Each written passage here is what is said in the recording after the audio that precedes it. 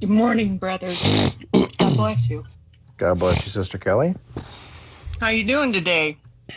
Blessed and highly favored. How about you?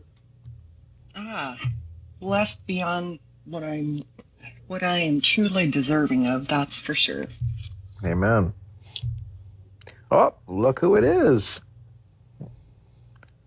The big man's in the house. Yeah, look at that.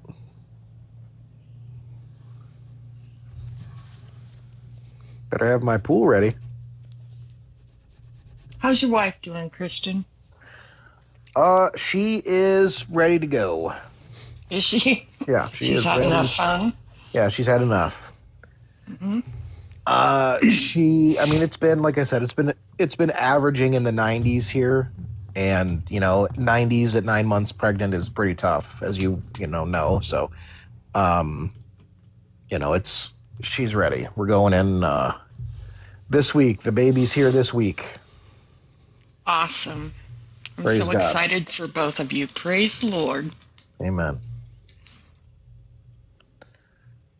So you will see a noticeable absence from your brother here. That's all right. We know what's going on.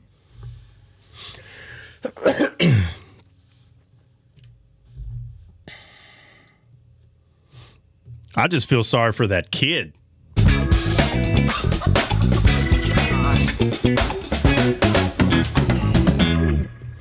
Oh, did I? Oh, was I? Oh, were we recording when I said that? Better not. Man, that's too late. I think we were. It's not good. It's not good, man. You'll be fine. I've seen stupider people have babies. You'll be all right. Yep, I can't wait. Chris is like, so are you calling me stupid or what are you trying to say? No, I'm saying that any standard can be lowered or highered. Some people would say, I don't know. I don't think you can make it with the kid. Oh, really? Let me go find you someone that I know for a fact shouldn't have a kid. Let me go find a few of them. Get you to change your tune real quick. All right. Yeah, I had to start early today because I got lots of works to be doing today. They're all still asleep, Trot. Nah. Everyone's still asleep. Well, we got YouTube. We got YouTube. They go watch the YouTube. Yeah. Mm-hmm. That's simple. Tell them the early bird is the one that gets the worm. The early bird gets the worm. Man, I'll tell you what. I bet if we didn't have technology, nobody'd be late. You hear me? There's no recording. Can you imagine? I mean, some of us can. Let me see. Yeah. We didn't have this type of technology. Like when I was in high school, if you missed something, like if it wasn't on TV, you missed it. You said it's over. It's over. That's it. You're just going to hear about it. But now you could tell the person that's bragging, right? The one that's like, oh, you should have been there. Hold on. Hold on. I'm just going to go watch it. I'm going to go watch it, okay? And then we can go over what we both saw. No, but it's better in person. No, it's not. No, it's not. That's so funny when people say it's better in person. No, it's not. We can see what happened. You know, unless you go to SeaWorld and you want Shamu to splash you, you know, I'll let you watch. I was about to say, there's some things that are better in person, for sure. I don't know. Give me one so I can come into agreement. What's better in person? What? Like what?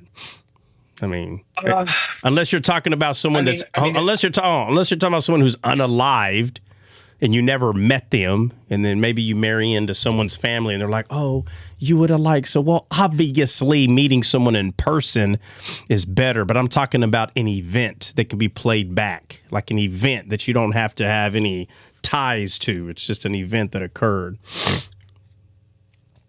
I would say if you went to like a concert and the guy flicks the guitar pick and you get to catch it and you get $1 million for it. Well, first of all, that's not that's not the same thing as just something that that needs to be seen. You're talking about, like showing up to a Ranger game. The first 1,000 gets a free T-shirt. Obviously, I'm talking about the game itself. I can watch it on TV. I don't got to sit there and watch it. Well, but I could say that for like a concert. In general, like nothing happens. You just get to be there. Yeah, you just get to be there and act stupid like everybody else. And then once it's over, you got to wait in line to leave. And I can just turn my computer off and then go do whatever I got to. It just all comes down to what you want to do with your time, right? It comes down to what you want to do with your time. Like if you go to a concert and let's say it takes you an hour, 2-hour drive to get there, and then that's another hour or 2-hour drive to get back home. Let's say it's a 2-hour, the concert's 2 hours away. Excuse me. So it's a 4 hours. You lost. You lost 4 hours for transportation to get there and back. And let's say the concert is 4 hours long. I'm just saying. That's 8 hours. And we're not talking about the time it took you to get ready and the time it took you to get unready. We'll give yourself 30 minutes for each one of those. I'm just speaking for a guy's perspective. An hour. We're looking at a 12-hour day. Now, hopefully the concert's 15-minute drive and you lose a total of 5 hours, but I'm just saying there's this comedian, I think he's Italian, I don't know. And he was talking about he talks like this, real funny like this. He's like, I know a guy. He's like, I know a guy, my friend of mine, went to his house. And he was like, hey, come out back, show you the deck I built today. And he's like, you built the deck today? And one day you built the deck. He's like, well, I took a nap. This guy built the deck, this guy. You ever meet one of those guys? He's just always building stuff. It's funny, in his joke, it's so true. You can spend all day doing nothing, or you can spend your day being productive in some way. You don't have to make the world happy. Do something, for God's sakes. Go learn how to do something. I ain't never leveled a pool. I ain't never done that. I ain't never rerouted freaking piping. I never rerouted piping. I rerouted piping yesterday. I ain't never done it, but I did it today or yesterday. I ain't never leveled a pool, but I'm about to. I got that thing coming in today at some time. I went ahead and overnighted it. I was going to rent one, but I was like, bro, I'm going to need this thing longer than one day because the size of the pool, you're going to have to shoot it at a couple of angles just to make sure you're right. You have to do it several times, especially for a newbie. So I'm going to level it my darn self. When it's all said and done, the pool's going to be done and be like, look, I did all that by myself right there. Like I said, you can't do everything. I'm not going to cut my hair. I need to get a haircut today. But I ain't going to cut my hair today. I'm not. Somebody else going to cut it. Me sit down in that chair, spin me around, cut my hair. That's the Army song. Spun me around, had no hair. So in other words, are you saying you got used to running the skid loader trot? I'm saying that I'm almost feeling real comfortable with that skid. I've put total on there. That thing had 1 hour on it when I got it, which that was just them moving the sucker around, like waiting to sell it.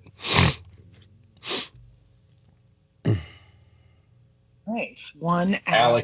Alex needs help coming up. Oh. I don't see anybody. I tried bringing him up. Let's see. Jeff Dirt Racer. I can't take the nose sniffling. I know. I'm sorry. Y'all have a good one. It's something that happened in Iraq, man. I'll never be right. So if you think it's boogers, then I could probably understand that. But it's something that happened in Iraq, man. It has nothing to do with it's not just allergies. Now, there are days where you know that allergies are affecting me because I'll tell you, like, okay, today it's allergy plus the nonsense. Oh, there's I always don't even pay attention to it anymore. yeah. I Oh don't no. even notice it. Yeah. Oh, trust me though. It's at least for sure once a month. There's someone that's like, hey man, I can't take the the sniffle, and I respect it. And I'll be completely honest. If I was listening to someone's podcast or whatever, and they're always sniffling, let's say I didn't have that issue, I would probably be the one person that's like, hey, bro, I think the stuff you talk about is awesome, but I can't do the sniffling. Now, some days are better than others, and it is what it is. But I do need a reminder every once in a while to try my hardest not to, let's see. Every time I try to join, it won't let me. It worked. He's up here now. Oh, yeah, I don't know. It's weird. I didn't even see you trying to come up. Honestly. Yeah, I got invited twice, and every time I tried to join, it just kicked me out. I don't know. But it works. Okay. Yeah. No, all good. That sniffling thing, bro, is not something that you should apologize for. No. I know I don't have to, but when someone doesn't understand, you know what I mean? When they don't understand, let's just be honest, right? Like if you're listening to a podcast and out of nowhere you just hear someone constantly sniffling, you are going to think like the person has an allergy issue or, maybe, and they didn't take medication, they're going to think that. They're not going to think that the person's sinuses got messed up through other means. They're just not going to automatically assume that. They're basically going to assume that. Well, yeah, that's fine. Yeah, but I'm just saying they're not going to automatically you could ask. Well, yeah, of course, but come on, We're literally live. It's not even the YouTube. That's all I'm saying. Do what? We're live. You could ask. It's not like he's watching a YouTube recording where he can't Oh, a ask. recording? Yeah. So, like, just don't be a non-censor. That's all. Yeah. No, it's all good. It's all good. Good morning, everyone. God bless you. Morning. I have a question, All right. and it's this question. It has to do with being on life support. Okay. And a lot of Christians, well, I've heard that I've, read about and stuff like that they have problem. Let's say the person is on life support, and if they weren't on that life support, they would unalive. Mm-hmm. They wouldn't, So the life support is what's keeping them alive. Yeah, I know what it is. But they have a problem. Having their life support removed because they feel that they're unaliving the person and that they're committing the M word. What's your opinion on that? Yeah. So the life support issue is not an issue to me at all. Not even a little bit. It's not like, it's just a tough thing. No, real simple. Yeah. People who, are very proactive in their own lives, these type of things aren't mountains to them because they're very proactive.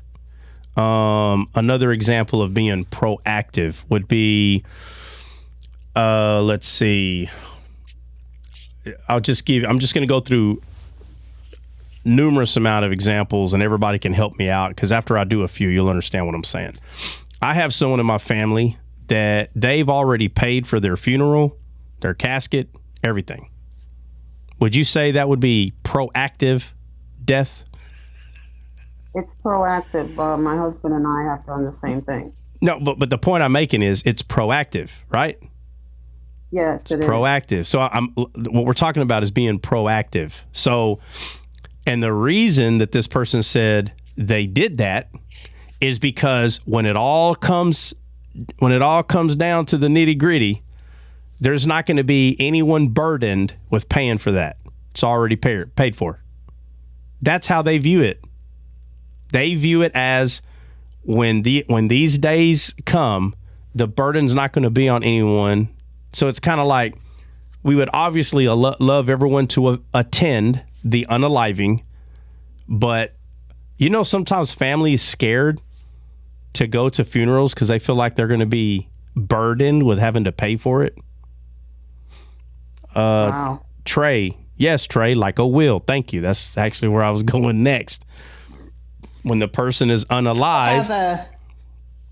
Good morning. I have a non-resuscitation clause in my, what do you call? I can't think of what it's called.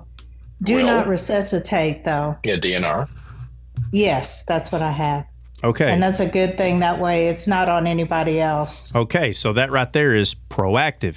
This is the whole point. This is all we're getting to DNR. That's what we're getting to, being proactive. So if a person is not used to being proactive, and again, if you think I'm pointing the finger at you, you're misunderstanding what I'm saying. What I'm saying is if a person is not proactive about nothing, everybody is burdened with their death. Watch. Everybody is pointing the finger. Should we unplug them or not?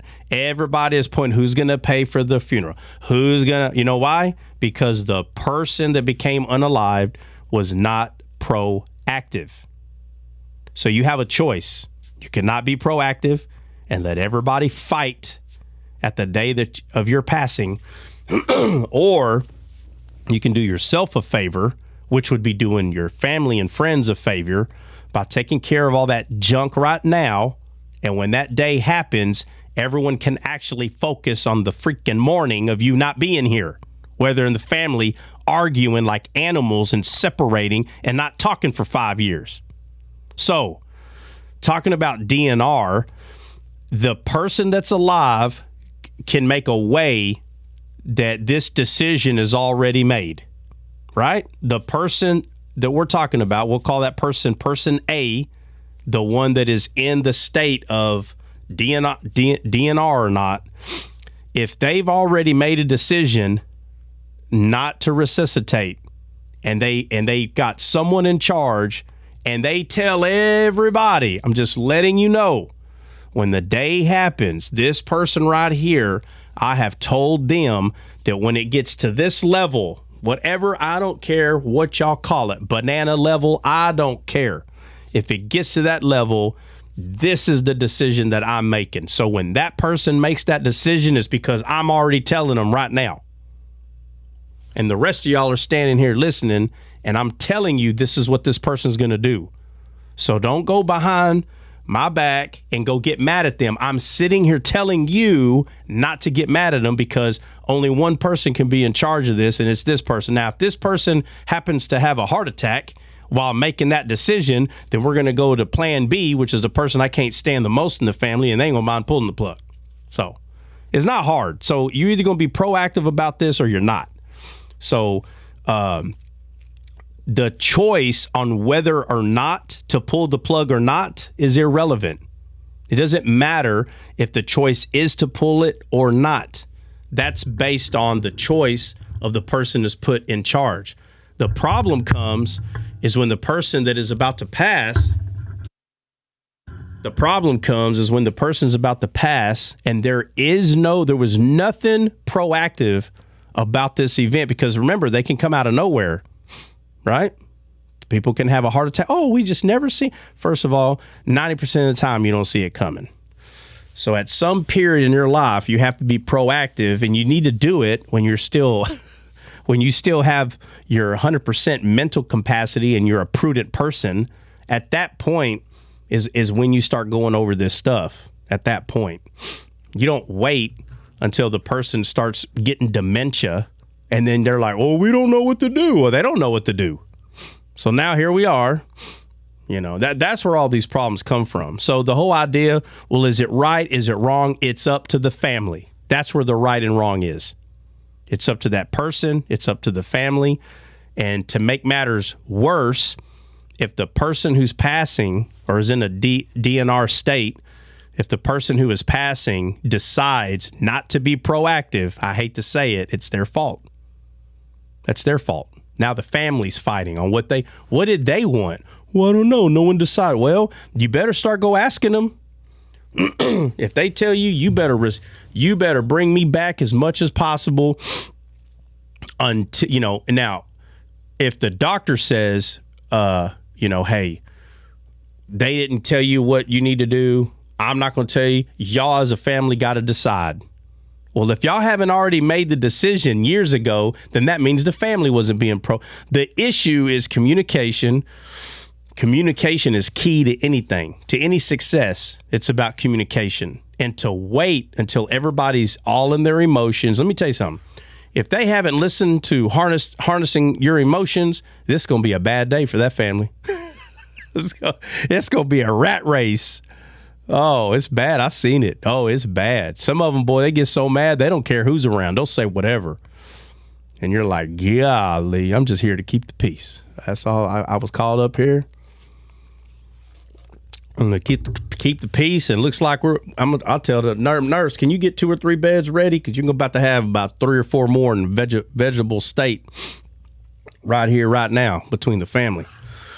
So, the whole thing, well, is it right or is it wrong? It's up to the family. Whatever the family decides to do, that is what's right, period. If the family decides we don't want this person to be unalive, we're going to keep them in a vegetable state because God is going to bring them back. I don't care what reason they have. Then they're right because it's a family decision. So when we start telling, well, that's wrong. No, that's not a decision you would make. God is not sitting here, can't wait to send someone to hell because they don't know if they should pull the plug on someone or not. No. Again, this goes back to clearing your conscience. Your conscience has to be clear on what you're doing. And if your conscience is not clear and you pull the plug and your conscience was not clear to do that, that's why you shouldn't have done it. Not because whether it was right or wrong, is because you yourself have not come to a conclusion on this. And that's another thing. Some people don't want to wait. They're like, every day they stay in here, it could be, I don't care if they got insurance or not, every day they stay in here, it's, $500 a day. And then now money's the problem. And so somebody's like, what?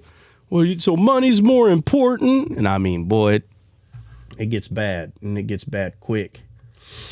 So, Faith, did that help at all? Yeah, it really wasn't like for me. It was something that I felt that maybe other people needed to hear. And what brought it up in my mind was Jimmy Swaggart. He's on his last days, and he's on life support. And the son said, well, it's up to mom. Mom has to make the decision. And that it's a very hard decision. So Jimmy Swaggart's in the hospital? Yeah, he's on his last days. Oh. He's on life support. He had a heart attack. Yeah.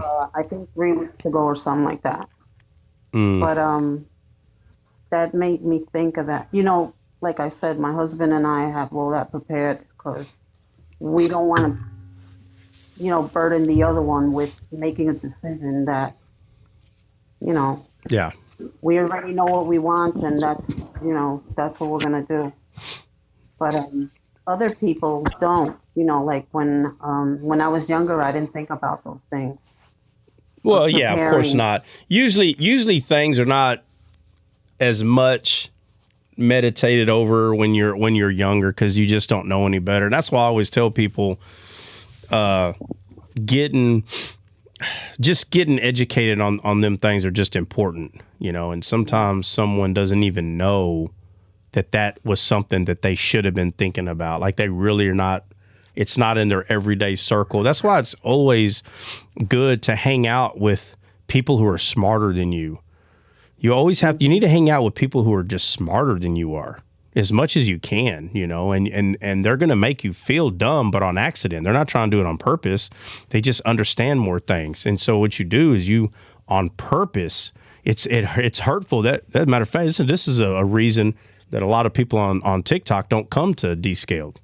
This is a big reason. They're not used to that. They're not used to someone being smarter than them. They don't like it. And so they push back, and they'll have any reason. Oh, well, His sniffling bothers me. He's mean. He treats people mean. He have all the reasons in the world, but the truth is they're not going to tell you the truth. Well, he's smarter than me, and I don't like it. Usually it comes down to something like that. I've seen it when I was in the service. You know, I'll see certain people not hanging out with other people on purpose, and I already know, like, bro, when we're all together, like, you can't, like, when you're in the same company, you can't run from everybody. You can't run. You're all right there. But see, in the real world, they wouldn't hang out with that person right there. But now here we are. You're forced to be around this person, and I can see, oh, he's smarter than him. I get it. That's why he don't like him. So he don't hang out with them out there, because there's people that on purpose, they put themselves with, like, they do the opposite. They want to be the smartest one in the circle, right? But the truth is, wisdom will tell you, like, if you're the smartest one in your group is too small. It's too small if you're the smartest one, right? And so what that will do, and if you are the smartest one, all that's telling you to do is add more people to your group, or you go join yourself to another group, make friends with the group where you're not even close to being the smartest one. If there's 20 people in that group, you're 19 at best. It's okay to be 20. But what I'm saying this because the different groups you hang out with, like, for instance, when I was in high school, there was a group of guys that would hang out all the time, and all they talked about was running businesses. My dad owned a business, their dads owned a business, but that's all they talked about was businesses, running business. Then I go hang out with the chess club nerds, and all they would talk about is taxes. Well, your taxes, watch your taxes. You know, they all have like an expertise, all the groups. You know, you have them all. So you got the jocks, you got the emo. It's the same today. Nothing's different. But if you focus, they're all good at something. So, you know, you don't want to exclude yourself from certain people because, well, they're not like me. No, they're just smarter than you in other areas. You know, there's a guy, I can't remember his name, but I remember where he sat with the emo. They were all black and gray, you know, but the dude's an awesome writer. He can write. And they're like, well, of course he can. All you do is sit down and write. But he got good at it. He can write really well, right? Poetry, whatever else. But it don't matter. He's good at that. You know, the jocks, they're good at, you know, using their body as battling rams, you know. So, but everybody's good at something. And so I always made sure I put myself with every group, not for any other reason, but for my personal growth, you know. And you just got people that are just too stupid to have a good time. You can have a good time in life. I'm saying all this because the subject that was brought up, what Faith brought up, if you stretched yourself out just a little bit more, you would have found, and when I say you, I mean figuratively, whoever, you will find a group that will bring these kind of things up in conversation. They'll bring them up. Say, oh, yeah, my grandma, you know, we don't know who's going to pull the plug. And you're like, oh, I never even thought about that. Huh? Pull the plug. So what are y'all going to do? Well, we don't know. So there you go. There you go. Now you're seeing a family struggle with this. So what do? Man, I don't want to struggle with that. You see someone business or house get taken away. Hey, what happened? Why'd they take? Well, they didn't pay their taxes. Well, I better pay my taxes. You can learn being around more people, but Satan will exclude you. He don't want you to be around nobody. Less people, less information.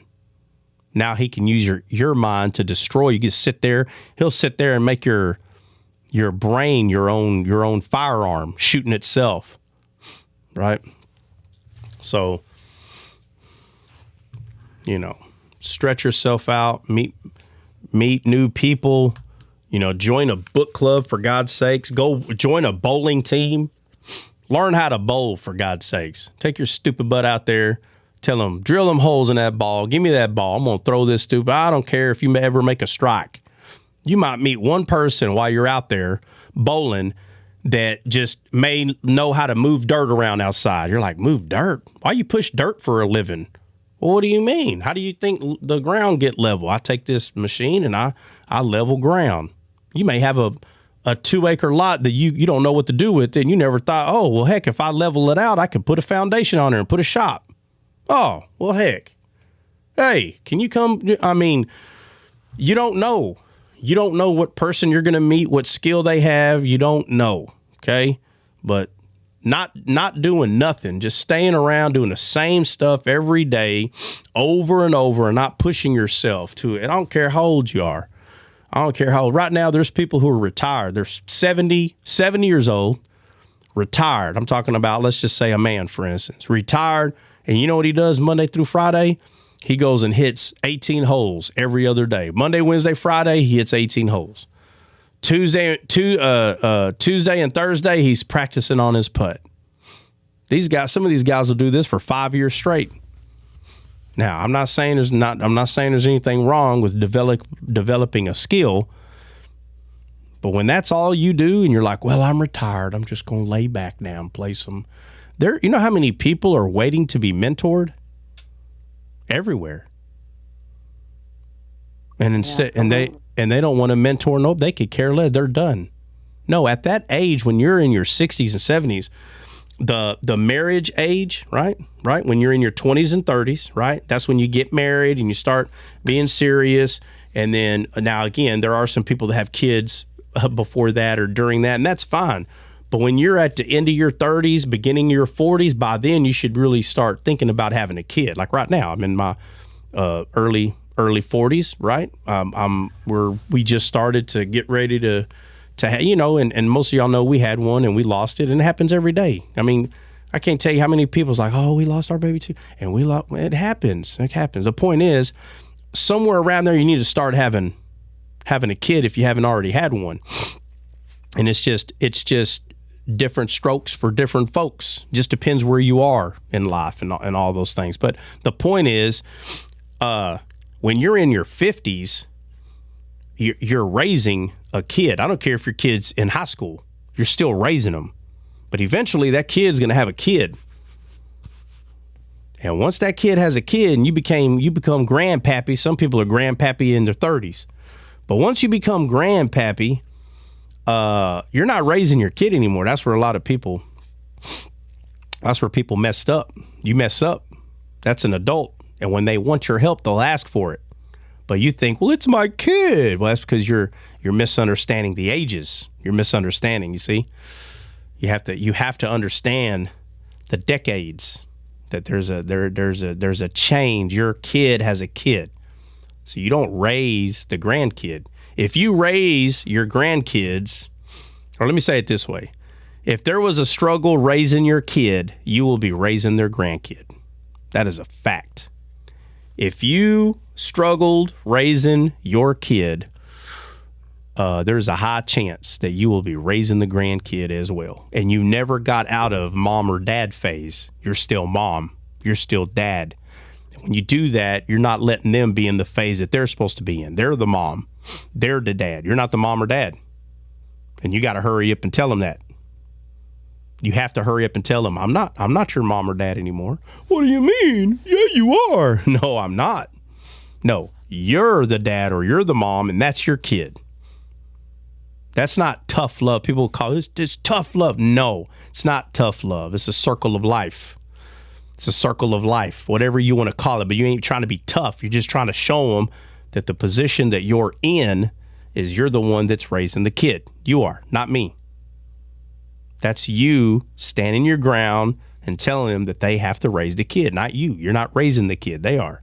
But you have grandparents that they were never taught this, and they're like, I don't care. I love being around them. We're not saying you can't hang out with them, but if you don't make the mistake and try to be the parent. Just because you give yourself a different title don't mean you're not the parent. Oh, no, they know I'm not their mom or dad. I'm the grandma or grandpa. Oh, so they call you something different. But when they need something, they run to you. No, you put yourself in the parent position. And now the kid's not the parent. You're the parent. And the kid thinks, you're just so awesome to my kids. No, they became the parent. No, absolutely not. No, there's got to be a distinction there, very strong distinction. So, but There are some situations, Trot. Well, you might need to finish the rest of that there, Christian. Where, well, I am. That was a long pause, buddy. Where, for example, a parent had a major injury right before the birth, and mom's in the hospital. Okay, now Christian, Dad's in the army. Christian, no crap, Christian. No, duh, I'm bro. just saying. No, bro, really, is anybody here that dumb that let me know.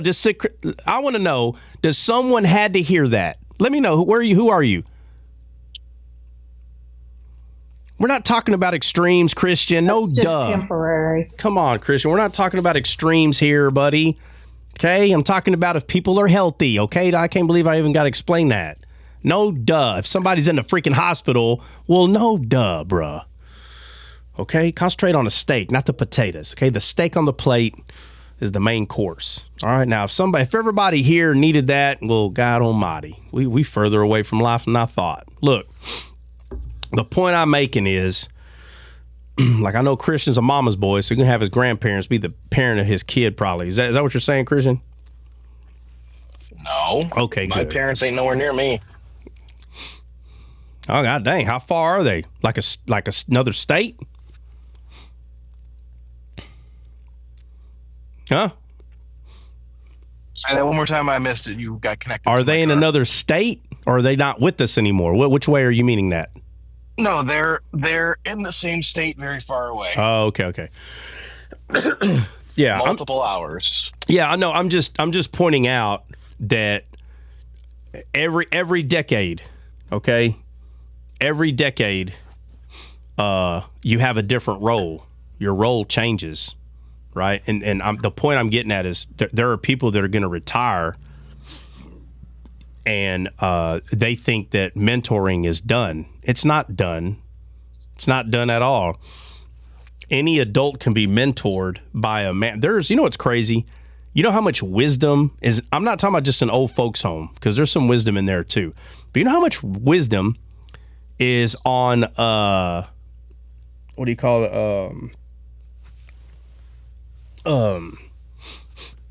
On a cruise ship. You know, there's people that they never leave a cruise ship. Y'all know that? Yeah, they have contracts that they live there. Yeah, they have like you know, you got someone, they get on the cruise ship and they're like, they got the yellow card, and then someone else got the black card, and then there's like a platinum card, and then before you know it, you meet them, the diamond card. And you're like, man, the heck is a diamond card? And they're like, oh, well, I don't ever get off. You don't never get off. What do you mean? I'm retired. I sold my house. I used to live in this place over here. Show you pictures of their house. You're like, that's actually a really nice house. Yeah, but why stay there? Why stay there? Because sooner or later, they're going to put me in old folks home. Well, what makes you think that? Well, because they already started the process. So the family already started the process to put this person in old folks home. And they're like, I don't want to go in old folks home. And they're like, why not? And they're like, there's only 100 people that live there. In a year, I know all of them. They're all going to get on my nerves. And I'd rather get on a cruise ship and live there and meet new people all the time. And I'm like, well, if that's what they want to do, that's just how they want to do it. But if you're meeting people all the time, and at first it sounds good, right? Oh, you know how many people I can plant seeds? They got to be good ground for the seed to be planted, guys. Just because you speak truth and those people don't want to hear it, then you ain't really planting seeds. It's so funny to me. I go to a live on TikTok or something, and everybody's arguing like cats and dogs. They're fighting. Mm-hmm. If you give everybody a machete, they'd all be unalived in 5 minutes, every one of them. But they chop each other up, and then they both, after they're done, they go start their own live, right? So we'll say Group A is arguing against Group B, whatever. They go start their own live, and they both say the exact same thing. Well, I know I planted some seeds, and here's Group B over here. Trust me, when I said that one frat boy planted some seed, ain't no seeds planted, and neither one of you idiots. None. You think just because you said something that you agree with, that, oh, it's so wise, I'm going to say it. Well, they did it too, 50 times. So did their seeds get in your heart? Oh, no, they're fools. That seed didn't make it to, well, they're saying the same thing about you. They're saying the same thing about you in the live that y'all are in, which is a dead and desolate live. No edification whatsoever, straight savagery. Straight savage. No seeds were planted. You don't know. I know what the Bible says, and the where strife is. Anybody know where strife is? What?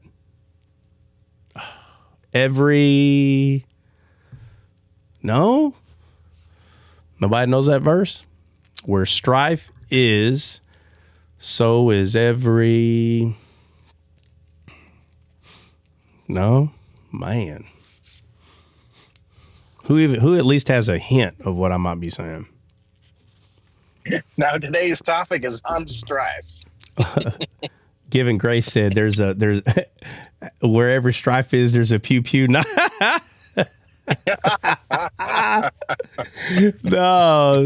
That's hilarious. Yeah, no, it says where envy and strife is, there's every. I'm literally giving y'all one word at a time. Wind of doctrine? Not wind of doctrine. Every wicked thing. I don't know. Yeah, pretty much. Yeah, that's pretty much what it says. Yeah. Where envy and strife is, matter of fact, y'all gonna make me look it up now. Let's see. Hey, I've got a thing, if you have time to talk about a thing. You got a thing? What thing? What thing is that? I got a thing. I was listening to YouTube this weekend, and it came across Hebrews 9:27. It is appointed for man to unalive once.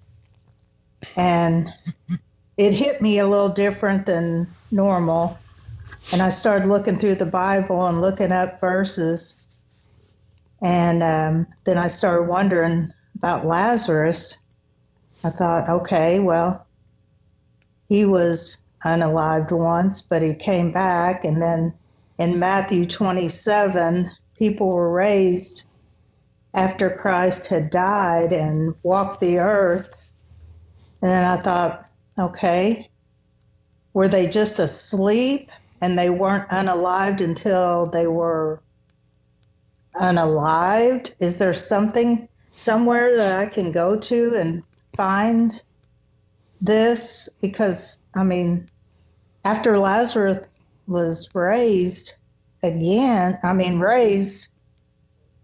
was a living soul again, right? Yeah, and but he walked the earth. So was he just sleeping? I mean, I know it says he was asleep. And then the people that were in the graves after Christ perished, the tombs were broke open during the earthquake, and they came out and walked the earth. Yeah, let me say. When were they? Yeah, let me say this real quick. Okay, go ahead. Yeah. So the verse that I was talking about is James 3:16. It says, for where envying and strife is, there is confusion and every evil work. That's what it says. So when people are arguing over the Bible, is this still true? Or it's not true because it's the Bible? They're arguing about the Bible. Is this still true? Yes, it is still true. Yeah. So when Paul said, are y'all not still carnal, for there's envy and strife? What is he saying? Is Paul saying this right here? Yep, just saying it a different way. Yeah. He said, are you not still carnal, meaning in your flesh? Paul said that we're already in the Spirit if we live by the Spirit. But if you're in envy and strife, are you living by the Spirit? No. No, you're not. You're in the flesh. That's most of these debates happen in the flesh. Envy and strife. Before you know it, they're cussing. Before you know it, they're calling each other stupid. It never ends. It never, and they still haven't learned to stop. They still haven't learned. There's people that have been arguing on here when I first started coming to TikTok. They were arguing. Unknown. Calling each other names, being hateful 5 years ago. And it's the same people. And they'll say, I'm sorry. I shouldn't have said that. I sometimes I do, no. And the thing is, the reason that they're able to apologize is because they know that they shouldn't have been that way. We've all been there at times. So let's not get it twisted. But what I'm saying is, when you keep putting yourself in that position to debate and argue, you have a 90% chance of this right here happening. Strife, envy. It's 90% of the time that's what's going to happen. So when people try to get cute and go, no, it's okay. Guys, let's just pray before. I've seen them all. Pray before, fight, and then say, I'm sorry. Pray right before, fight. So what happened? How come prayer's not working? Does anybody know why prayer's not working? Huh? Because they don't understand what prayer actually is.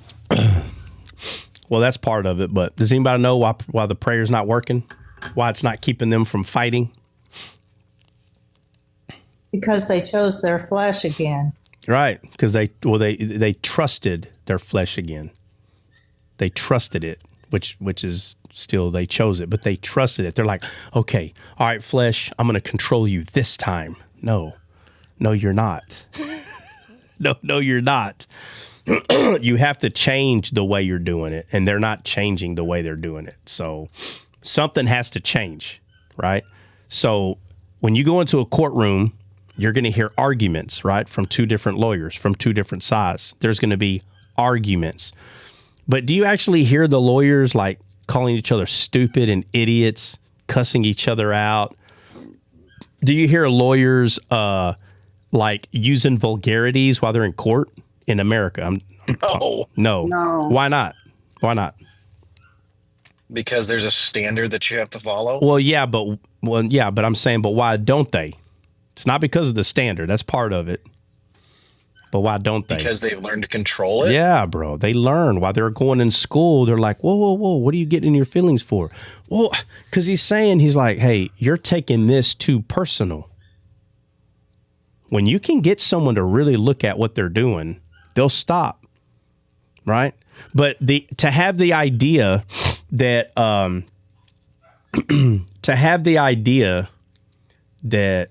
Trey, what'd you say? It's an honorable court. It is an honorable court. What I'm saying is, if we were to go to trial and someone goes, hey, I want you to pick someone who would mess this trial up, I know exactly who I'd pick on TikTok. You understand? I say, I want this trial to be a disaster. I said, I know exactly what two people to pick out of 50. I know exactly, because even though they know it's an honorable court, Trey, they have not learned how to harness their emotions. So they would fail because they haven't learned how to harness their emotions. I take their butt to Iraq with me, put them in a firefight. They'll learn how to harness their emotions real quick. Okay? Eventually, you'll start learning that your emotions, if you're not careful, will get the best of you. And there are people today that, again, against popular belief, what I'm saying is what I just said, most people, which is the popular belief, they will not agree. They'll say, no, emotions are good, and you got to talk about them, and that is the baby step of trying to learn. That's the baby step. Right? If someone is trying to learn how to harness their emotions, at some point you have to start learning.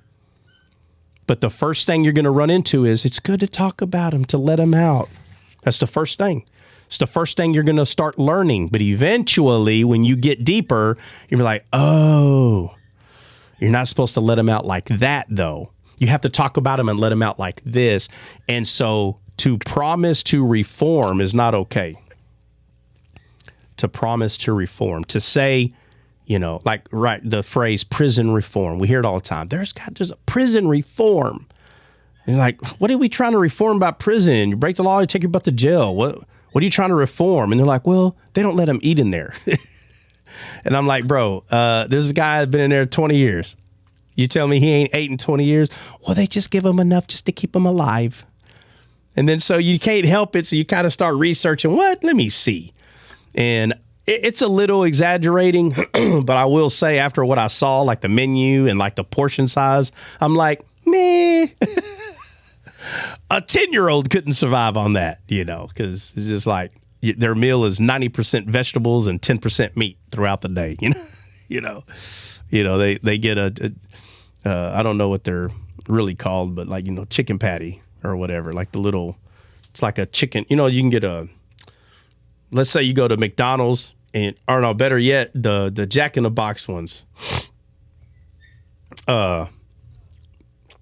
You get the fried chicken sandwich, but you can tell it's just like a big old chicken nugget on a bun. Y'all know what I'm talking about? Well, they get this processed meat.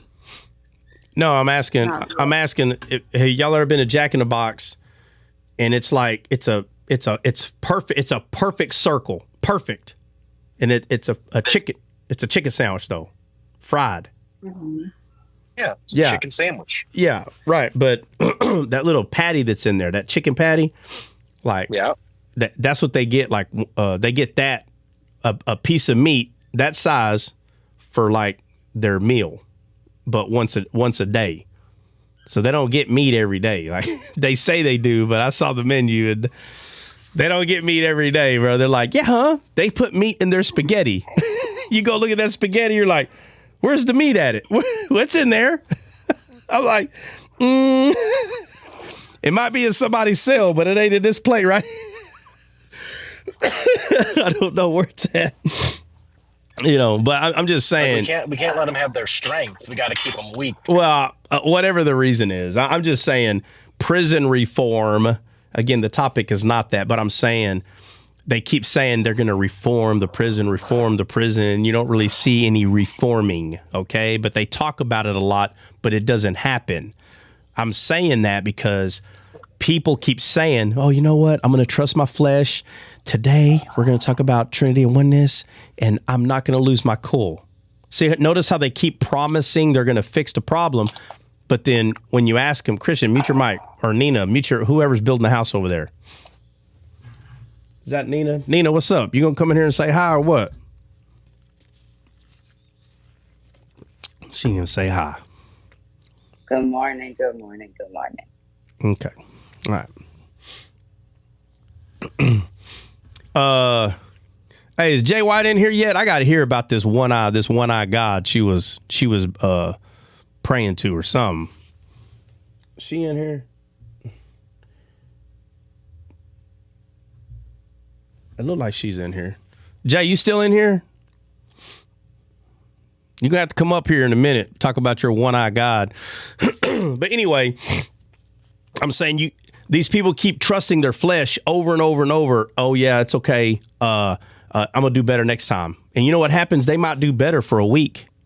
But eventually, somebody's going to say something like, you know what? You're a stupid idiot. And I'm saying out of anger, okay? Not when I call Christian a moron, and I'm just playing. I don't really think he is, if y'all don't know that. But, we're talking about being angry, right? Mad and, attacking, But James 3:16, for where envy and strife is, there is confusion and every evil work. It says every evil work. The word every there in the Greek, it means every. So when someone is in envy and strife, you can't say, oh, well, it's not, hey, come on, we're just arguing. No. It says, for where envying and strife is, there is confusion and every evil work. So that's why I want no part of the ridiculous, argumentative TikTok Royal Rumbles, because it says right here, it's not just envy and strife, even though that's ridiculous. It says there is also confusion and every evil work. Every. That's what it says. Meg, what's up, Mug? Trot, if you... Hold on a second. Leave Christian alone. Oh yeah, that was Christian's wife that came up there. She's Asian. That was not my wife. He don't want. What were we gonna say? I was gonna say you wouldn't be in strife if you were using the third eye trot. That's right. If you're in the third eye, you don't strife. That's right. Where are you at? Where are you at, Jay? Jay calling you out. Calling Jay White. Where you at? You in here or what? If you just ET phone home through that third eye, man, you're good. You're set. You can understand the Bible through the pineal gland or whatever it's called. Yeah, I wasn't there. I wasn't there. So let me, I'm not the type. Was there.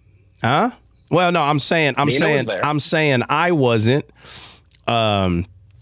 I'm saying I wasn't, and I try my best.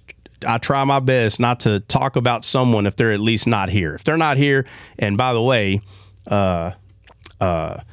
on TikTok, people don't care if you're there or not.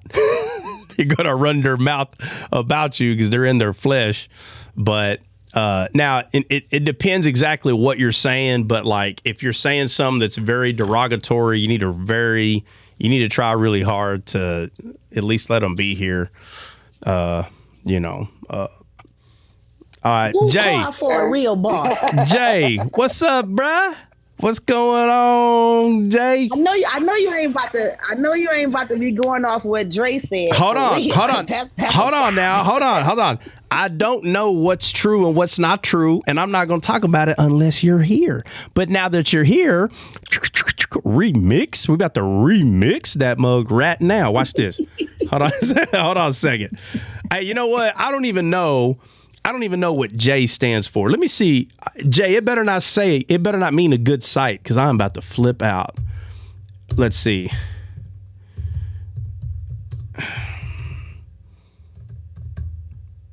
Let's see. J means blah, blah, blah. To rejoice. All right, Miss Rejoice. Hopefully we're not rejoicing in that third eye, though.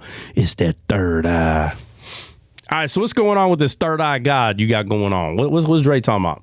Oh my God. Man, hey, hold on. I was there. Hold on. I was there, bro. I was there. You were there. I was in the room. So what we talking about here?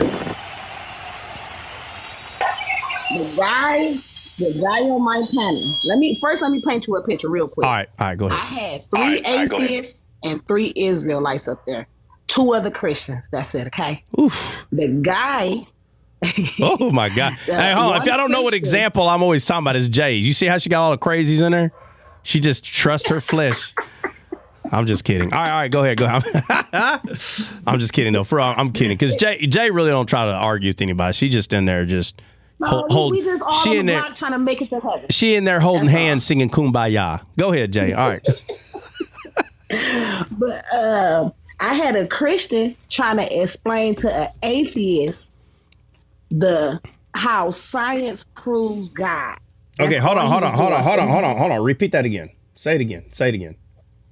I had a Christian trying to prove to an atheist that science proves that God exists. Okay, science proves it. Okay. All right.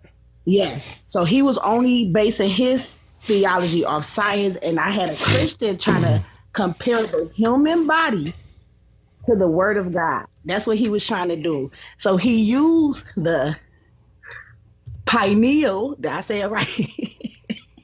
The pineal glands. A pineal gland. Yeah, it's pineal. Pineal. Yeah. Unknown caller. Okay. All right. There's a pineal and a he was pineal. basically comparing that. He was comparing how you see through that glance and how your brain is in darkness, but that glance is what brings you to light. That's basically how he was trying to explain it. And he was saying only the Lord can do that. Basically. Okay. In so many words. Okay. I see. Yeah. All right, but okay. And he called that the third eye. Where's this third eye coming from? No, they trolling you. They Okay. trolling you. They are They trolling you. I thought it was just me and I didn't catch it, but he never said that. All right. Well, I don't know who brought this up, but I'll show you some things about the brain. Okay, y'all really want to talk about the brain and all this? Let's see. Now that I think about it, nobody said the third eye except for Irvine. All right. Lord have mercy. I live in the country. I've never even heard of this stuff. I'd rather just stay out here in the back sticks and not even hear it. Yeah, guys, y'all. Ever since that live, somebody been telling me that was new age teaching. Though I'm not gonna lie to you, I think a couple people told me the new age. What is it called? New age Christians or something? I don't know. I don't even know what that is. New age. I don't know. Have no idea what that is. I looked into it one time. There's nothing that I saw in New Age that even relates to Christianity, bro. I don't know what they're talking about. I just think if somebody says something that and they disagree with you, they're just going to call it New Age because it's never consistent. Never. I don't. So let me just say this, and I'll pull it up. What'd you say? Trot, look it up. This is what they are. Oh, I don't need to look that up. I'm gonna. Oh God, yeah, Meg, I'm not looking that up, but I am going to point to something that is, kind of, I'll say it's quite odd about the brain. It's nothing that I'm sure maybe somebody's heard about it in here, but I will point this out. But I don't believe anything about no third eye or I don't know. First of all, I wasn't even there with this dude what Jay was talking about, so. Guys, give me a second. I'll be right back. Y'all can go ahead and keep talking about it, though. But give me a second. I'll be right back. All right, so just for the people in the back, all he was doing was trying to compare the human body to the Word of God and show that an atheist, that scientists is still showing the works of God, whether you want to believe it or not. That's all he was doing. Now, he probably didn't do it clearly to where people can understand what he was trying to say, but I'm not no preacher either. And I know when I'm talking, people don't understand the words that I use all the time. So, but I understood what he was saying. He wasn't telling me that there's a third eye and to worship a third eye or anything like that. He was not saying that. He was saying, when the third eye thing is trolling. When Dre and them was saying that, there's trolling. I'm telling you, there's trolling, to be honest with you. He did mention it, but not in the ways they are saying. It's just straight trolling, I promise y'all. That's funny. So, did they use like the garden and the rivers and compare that to the heart and stuff? No, they used where Jacob wrestled with God too. Yeah.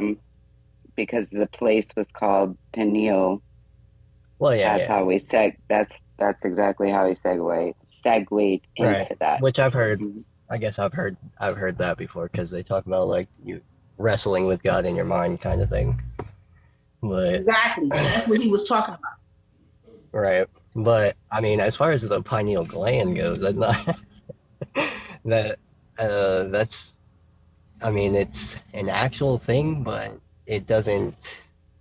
Other than it activates when you go to sleep, essentially, is what it does. And so, like, you're probably where your dreams come from if you have those, or are visualized maybe in that area. But I think he was saying, like, where he saw God, that's where he saw it at, in his pineal glands. That's what he was trying to say, I believe. Yeah, because the place that what did he name the place after he wrestled with God? That means I saw God and lived. Yeah. It's very similar to that word. Yeah. Pineal.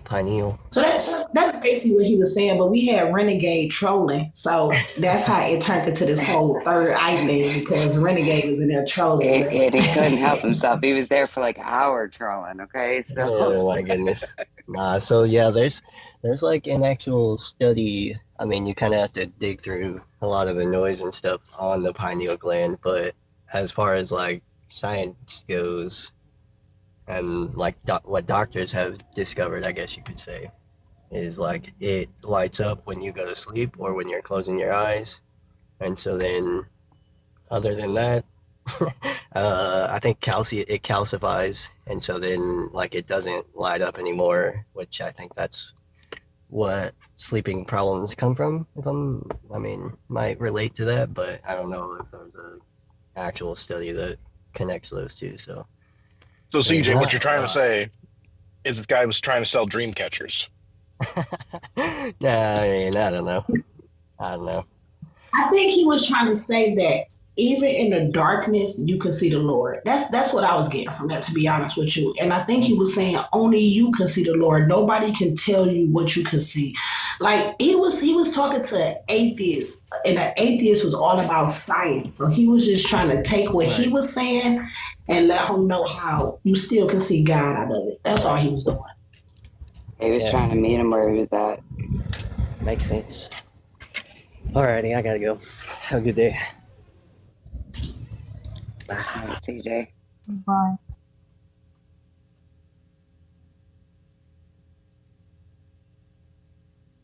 So did y'all just start, or am I very late? Did he already talk about Lucifer fall?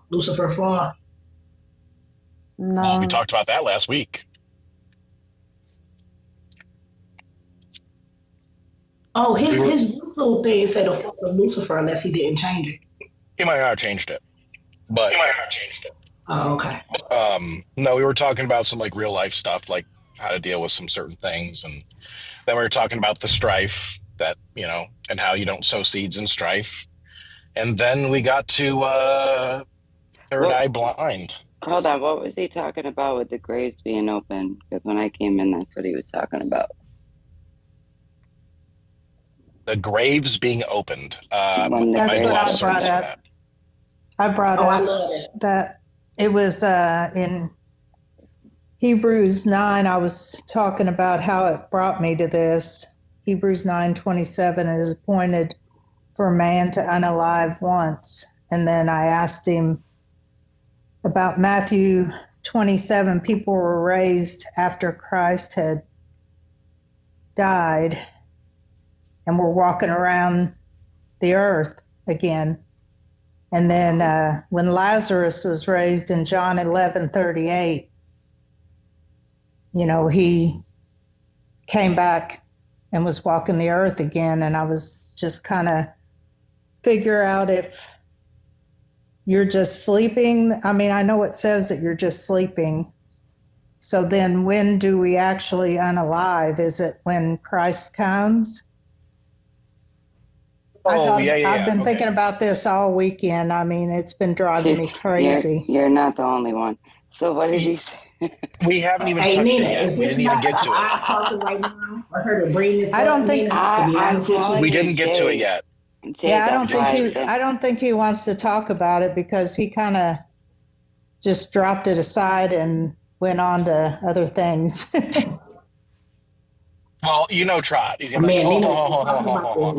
I know. When I like 4 hours this morning, literally just talking about it. That's why I brought it up, because I was like, wait, hello? What are you talking about? I hope you're talking about it. Wow. I agree with you, Tammy. We need them questions to be answered, because I'm telling you right now, sister, they went to heaven. So let's talk about it. I agree. I mean, I think it's very...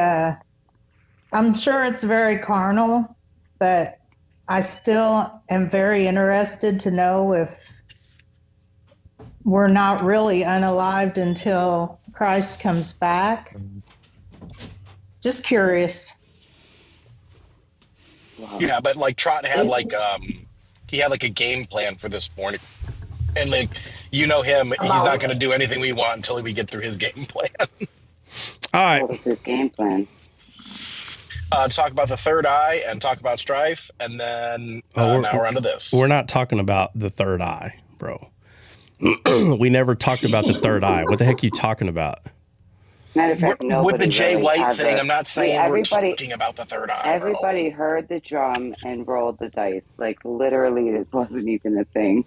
All right. Thank you, Nina. Thank you. All right. So let me go to, let's see.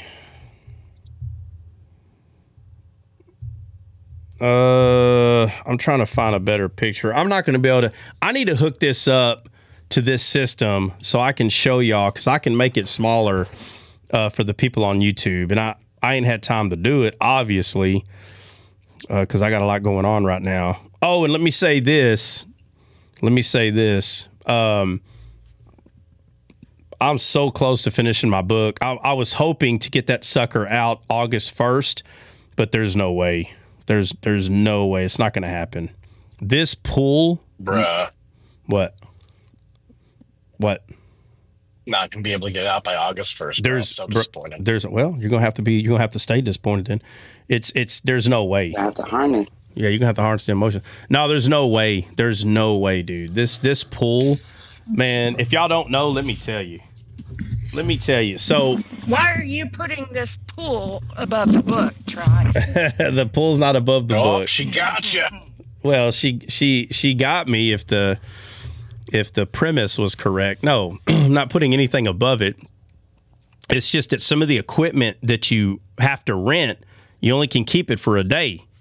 And some of that equipment's expensive, okay? So once you get it, you better use that thing as much as you can, because when that next day comes, you got to turn that back in, right? So there's already been a couple of days where a different piece of equipment was used, and I'm trying to get my money's worth out of that piece of equipment. So we're finally at the point where I might not have to rent anything else. I can kind of, I don't want to say take my time, but I can take my own time, I guess, because the pool's not done. So we got to get that pool done. The leveler, or not the leveler, but the transit's supposed to get here today. And when it does get here, I got to go out there and start leveling that thing. And then the process, because I haven't even got started on the pool yet. The pool hadn't even started yet. I know what the problem is. I know what the problem is, Trap. Uh-huh. My dad used all of us to do the pool. He made all three of his kids dig that sucker out. All right. Well, let me tell you, this ain't no little. This ain't no little. You gotta rent some kids. This ain't no little pool, Bubba. This pool 32 feet long. There ain't no little pool. It's 32 by 16. It's not little. Okay. And when you got to dig the ground for that bad boy, rent some kids. What the heck? Y'all crazy. No. Yeah. Jay White will send her kids. I don't want Jay White baby kids. Jay White baby kids going to look at me like, you better go give me something to eat, and they ain't going to do nothing. I'm just going to feed them for a whole week. They ain't going to do a darn thing. They're going to throw rocks. They might remove some pebbles. What do you say, Jay? Unless you say whoever dig the deepest hole get a new video game. They gonna dig that hole. Bribery. And I'm gonna say, all right, dig right there. All right, dig right there. Yeah, but anyway, so where we started digging the first, okay, so, yes.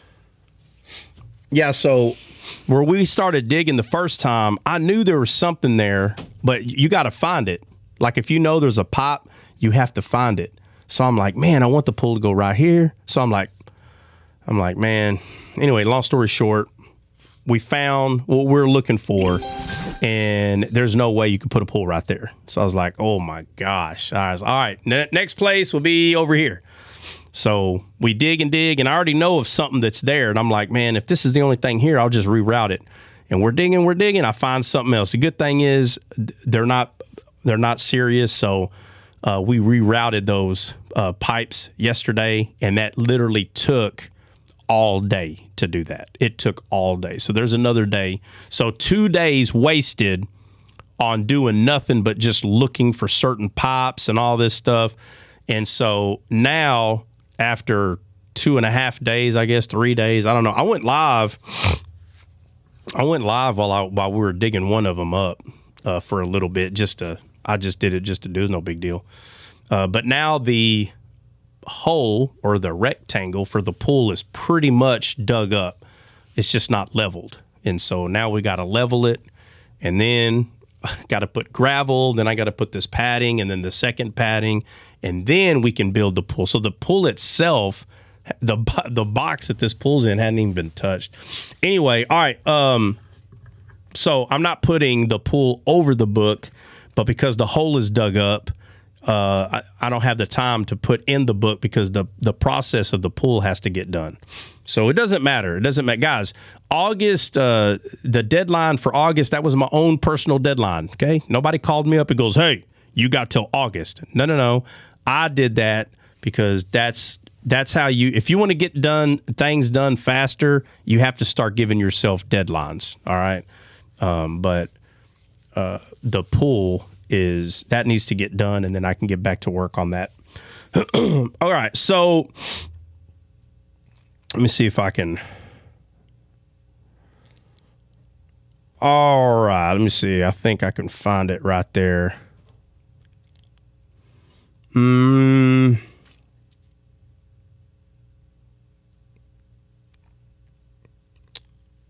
Let's see. The main part.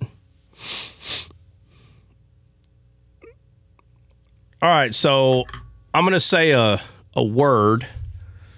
All right, and I think that's it. Yeah, that's it right there. All right, so globus pallidus. Okay, now obviously I don't speak Greek. I'm sure that's Greek.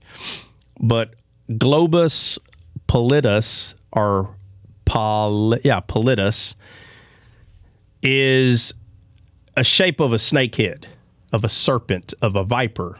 It's a shape of that, and it's in our brain. Did anybody know that? Nope, not a clue. Anybody? Jay, did your pineal gland explain that to you? That guy, the third eye guy? Nope. Nina, no, Nina, did you know that, Nina? Yeah, because I go to see the neurologist all the time.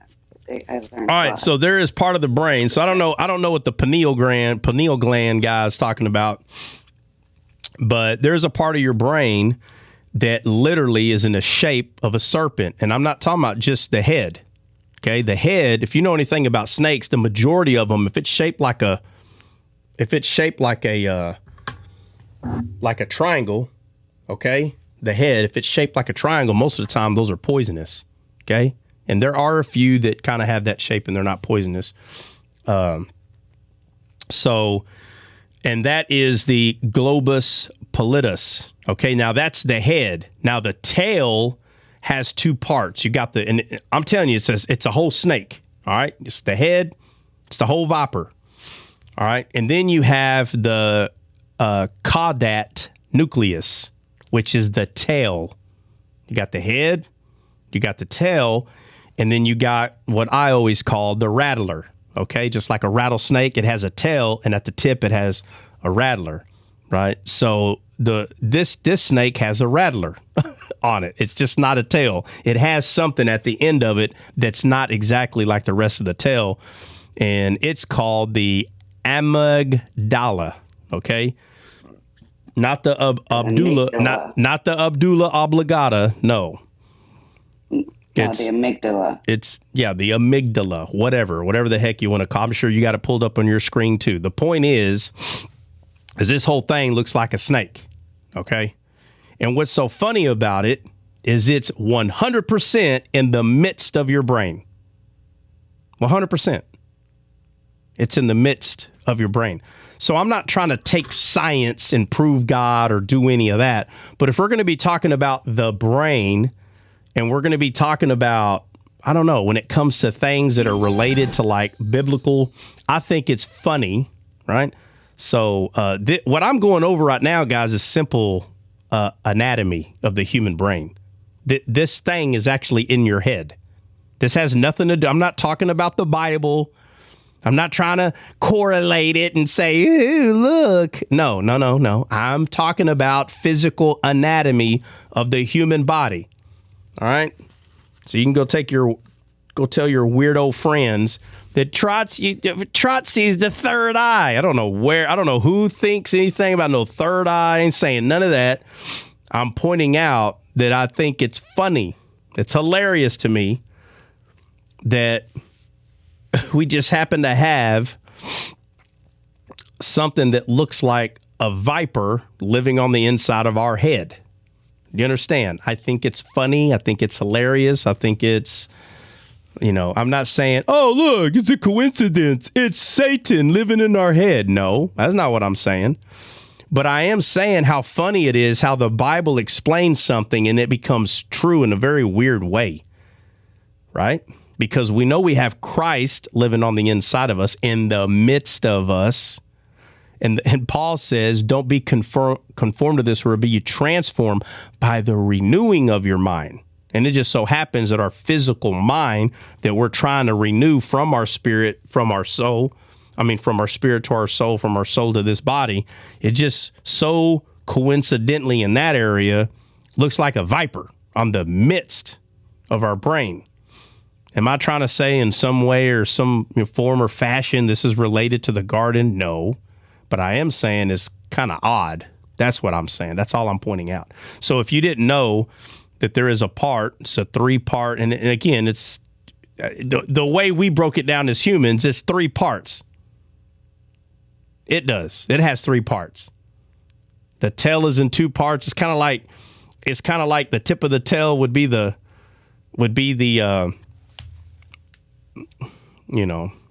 root, and then the regular tail would be the branch, and then the head of the viper would be the fruit. I'm just saying it's weird.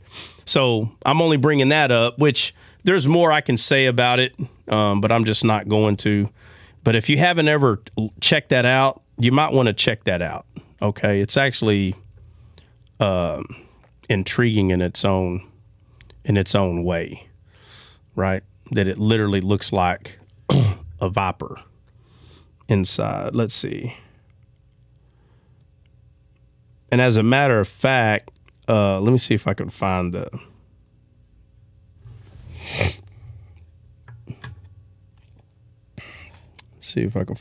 thingamabobber. No.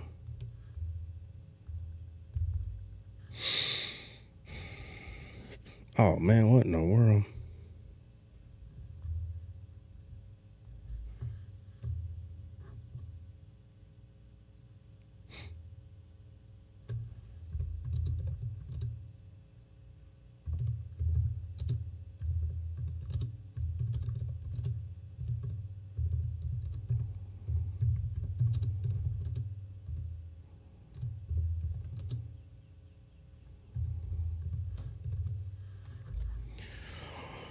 Oh.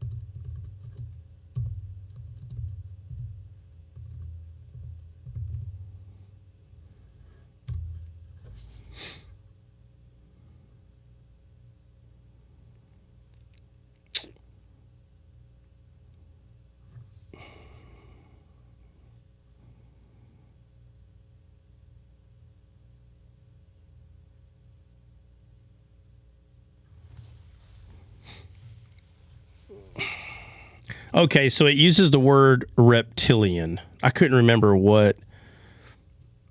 So some people call this part of the brain the reptilian complex. And you know what's crazy? Some scientists or doctors actually call that the triune brain model, pointing to that 3-part of the reptilian looking thing that's in there. I'm trying to find. There's a little article that a long time ago I found. I'm trying to see if I can find it.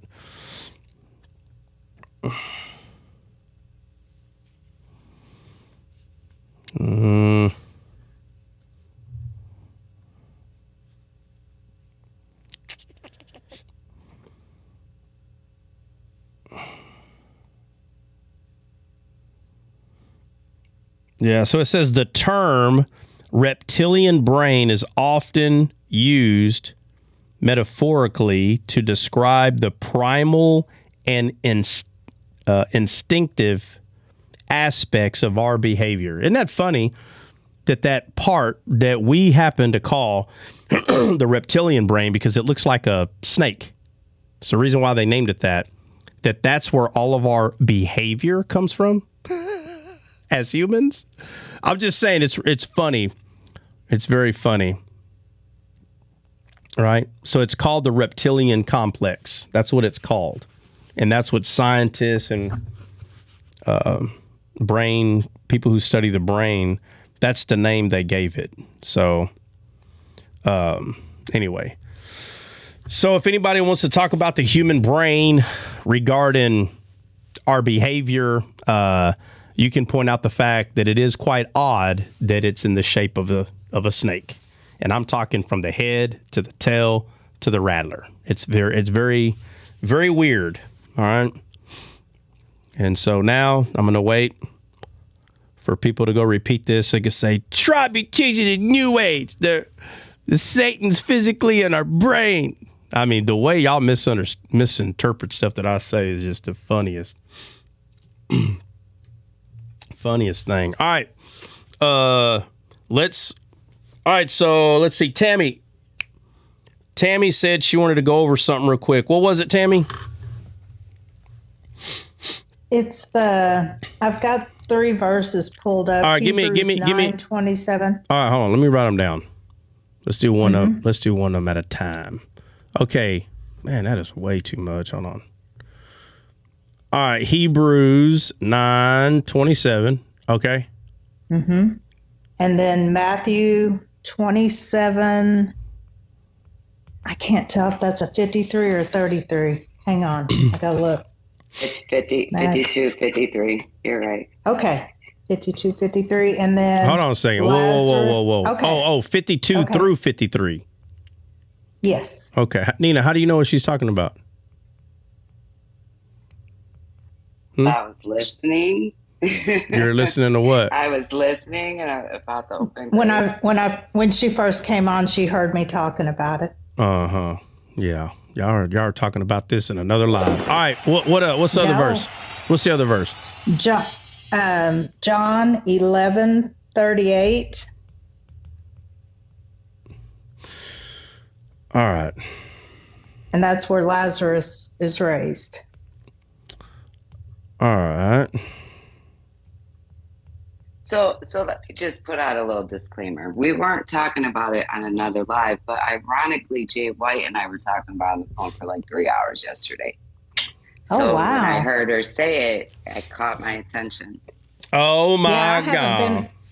I haven't been on TikTok other than when your live comes on. Other than that, I stay off of TikTok. So I guess our spirits were I was going to say, cooking. Can we just chalk that up to that's it. Yeah, that's it. The Holy Spirit connected y'all to have this Oh, my God. No. Yeah, it had to have been because I wasn't on TikTok at all. No, guys, listen, there's only so many topics in the Bible, okay? How many books are in the Bible, guys? How many books are in the Bible?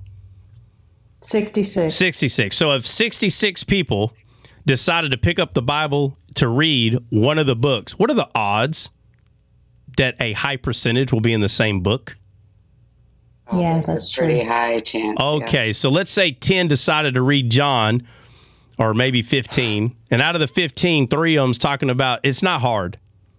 It's not, it's like, wow, the Spirit, listen, I can understand if there were 50,000 books, 50,000, then the odds would totally be, but 66 books? You can have 100 people, and there's going to be a bunch of them that read the same book and went to the same story. There's not that many stories in there. So let's not be too. I'm glad you see it that way. Yeah, I'm glad you. Let's see not. it that Let's way. not It's hop. Conspiracy. Let's not hop on this like, well, the Spirit made us do it. Like, calm down. First of all, it doesn't matter what we read. If you start reading something, the Spirit is there reading it with you. It didn't decide to come because Nina and Tammy just wanted to talk about the Bible one day. It's always there. No matter what. Actually, it was 3 of us. What? I don't care if it was 50. I don't care if it was 100. I'd still be saying the same thing, okay? When it's God doing something, trust me, you'll know. It won't be, well, I'm not really sure. Oh, you'll know. Like when they say things like, well, when the Twin Towers were attacked and all this stuff, and they're like, well, that was just God's punishment. Really? That was God's plan. Let me tell you something. When God decides to punish, you'll know. It won't be, New York would no longer be there. It won't be there, okay? If it was God. It'd be one airplane that lands in the middle, an airplane. And I'm saying there's not even an atomic bomb on there. It just somehow the airplane landed, knocked down the electrical wires, started burning everything. And then out of nowhere, freaking volcanic lava from heaven started pouring into it. You will know for a fact. It ain't gonna be no, I don't know. Oh, you'll know. It ain't gonna be no airplanes hitting the building, and it's like, wow, people were unalived. It was God. Get the heck out of here. You ain't gonna have to question whether it was him or not. I'm saying that's where we are.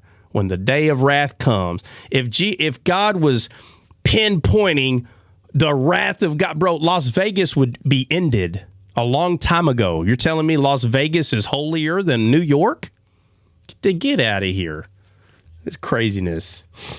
These people They talk. literally call it Sin City. I mean, they call it Sin City, but we're going to take the Twin Towers. Get out of here. That nonsense, bro. All right. What were you saying, Tammy? Okay. Also, with all this comes in Elijah too, with coming in the spirit of John the Baptist. So unalive, sleeping, he came back. That's how he unalived Elijah. I mean, all this goes together. I just so Lazarus, did he sleep twice then? Okay, all right. Well, let's do one at a time. All right. So which one of these verses, did you want to go over first? You gave me 3. Hebrews 9. All right, so go Hebrews there. 9:27. All right, go there and read that. I'm there. All right, read it. Okay. And as it is appointed unto men once to die, but after this, the judgment. That's all it says. All right, so let's go to Hebrews 1. Okay. And you want to talk about the wants to die, right? All right, so we got to go read it. Well, I guess. Yeah, we got to go read Hebrews 9 in context, okay? Obviously, there's more to it in 8 that gets into what this is, but I think we can get a decent understanding from 9:1. So Hebrews 9:1, ready, go. Then verily the first covenant had also ordinances of divine service and worldly sanctuary. All right, so what did that just say? What did that just say right there? The first covenant had Had what? I don't know. Divine service. All right, so what's the first covenant? Because the only thing earthly sanctuary. All right, so what's the first covenant? What is that? First covenant was the law. Well, pretty much. So remember, a lot of Hebrews, he's pointing out, or the writer is pointing out the difference between the old and the new covenant, right? Okay. All right. So ain't that what you're reading? Hebrews 9? Yeah. All right. Yeah. All right. And then all of a sudden we're like, we don't care about that. We didn't talk about that wants to die. We didn't talk about wants to die. So what about Hebrews 9:1, which is part of Hebrews 9:27? It's there. It matters. The person is getting to a point, right? This is a whole letter. It's earthly.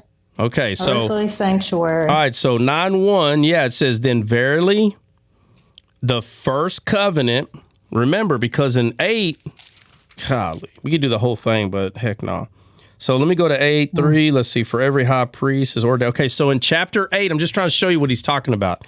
If you go straight to 3, chapter 8:3 says, for every high priest is ordained to offer gifts and sacrifices, wherefore it is of necessity that this man have somewhat also to offer. Who's this man? I ain't giving no answers. What's the high priest? Oh my God! Anybody? The high priest? Does everybody agree? Everybody agree with that? Probably not. Yeah, no, don't agree. In that sentence. In 8:3, I want to know. Listen. In Hebrews 8:3, I want to know who this is. It says that this man have somewhat also to offer. Why does it say also? Is that still the high priest?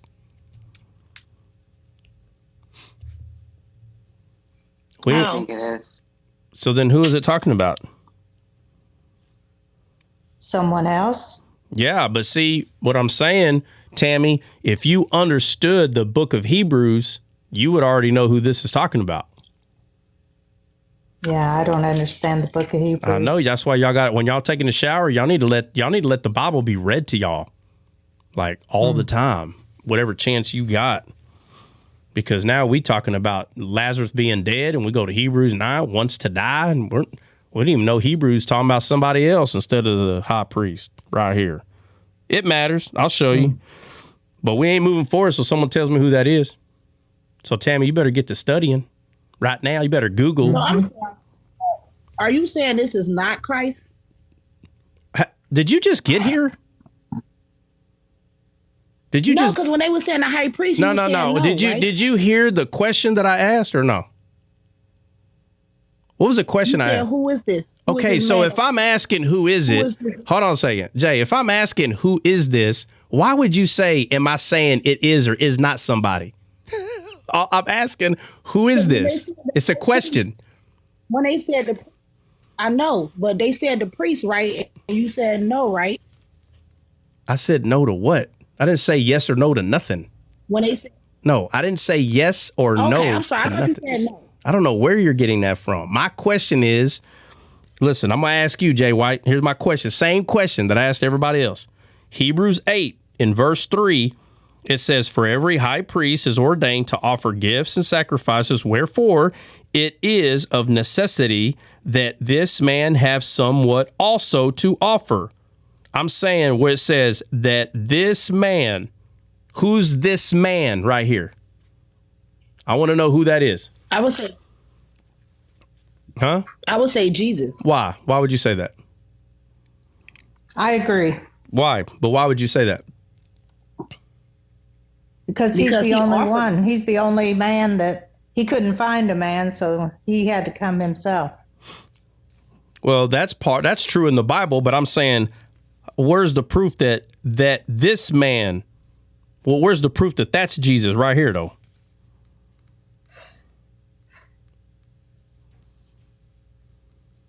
He is the high priest. We're not asking if Jesus is the high. We're not asking if Jesus is the high priest.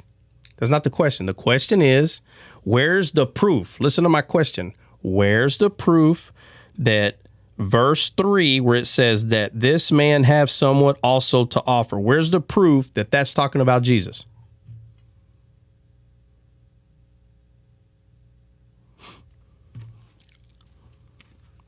I'm gonna get to my point. I'm gonna get on your nerves to understand why I'm doing this. I do this to y'all all the time. All you gotta do is think. Why is he doing this? I do it all the time. I do it all the time, bro. All right, I'm gonna give you a hint. I ain't giving the answer. I'm gonna give you a hint. It says right here.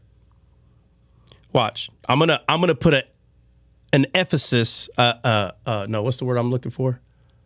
I'm gonna emphasize emphasis on the Church word of Ephesus. No, it says, for every high priest is ordained to offer gifts and sacrifices, wherefore it is of necessity that this man, why did I say wherefore?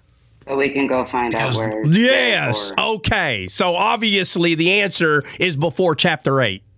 Obviously.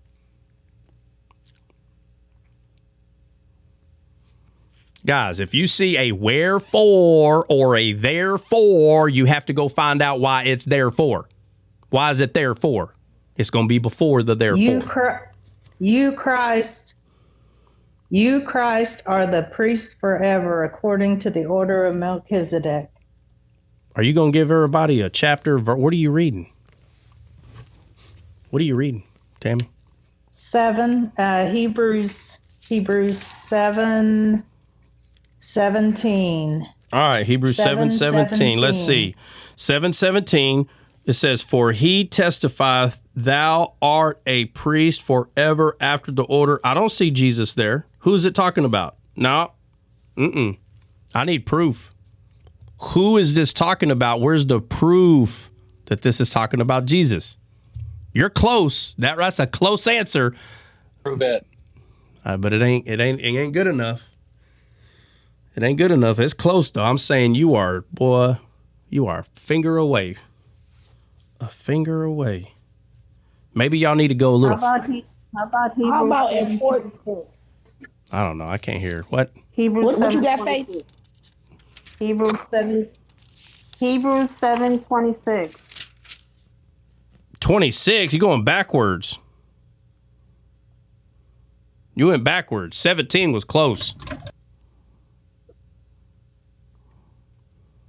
So how about Hebrews 7:14? For it is evident that our Lord sprang out of Judah, which tribe Moses spake nothing concerning. All right, that's all right. I'll give you that. Okay. That's close enough. All right, that's close enough. Okay, so for it is evident that our Lord sprang out of Judah. Who's the Lord that sprang out of Judah? Jesus. Okay, Jesus. That's not where I was going with it, but I'd be pushing too hard if I disagreed. Okay, so now we know that at 14 we're talking about Jesus, right? Hello. All right. Hello. All right. So now. Right. Yes. So now. Yes. All right. So now. The one I was hoping y'all would have found, but of course y'all gonna be lazy and just depend on the other person to find it. Would have been verse 22, 7:22. It says, "By so much was Jesus made a surety of a better testament." Right? I was so there, but I thought you were settled with that. That's fine. Listen. There's more. There's 100 ways to do it. I'm just saying.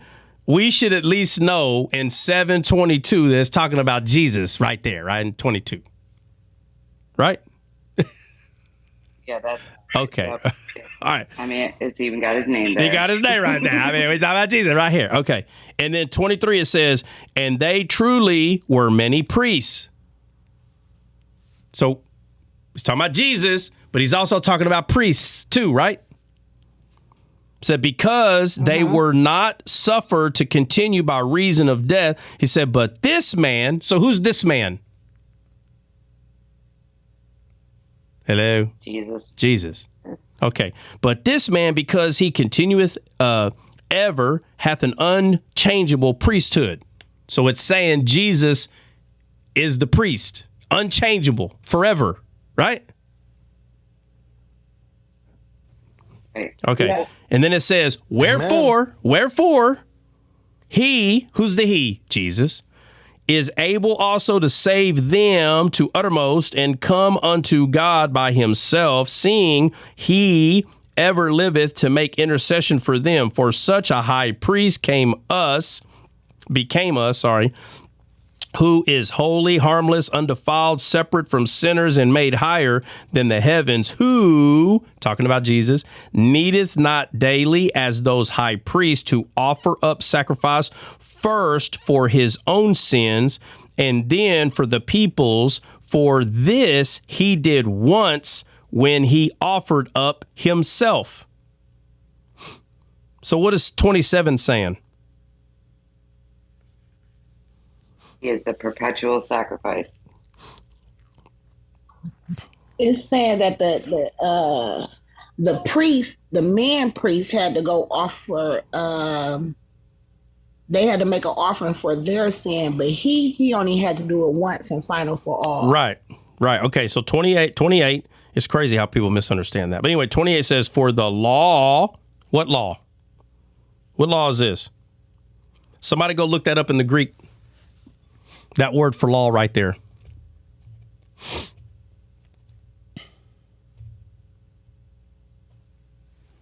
Wasn't that the Levitical priesthood? No. Let's go look it up in the Greek. Look it up in the Greek. Not discuss it before, but after.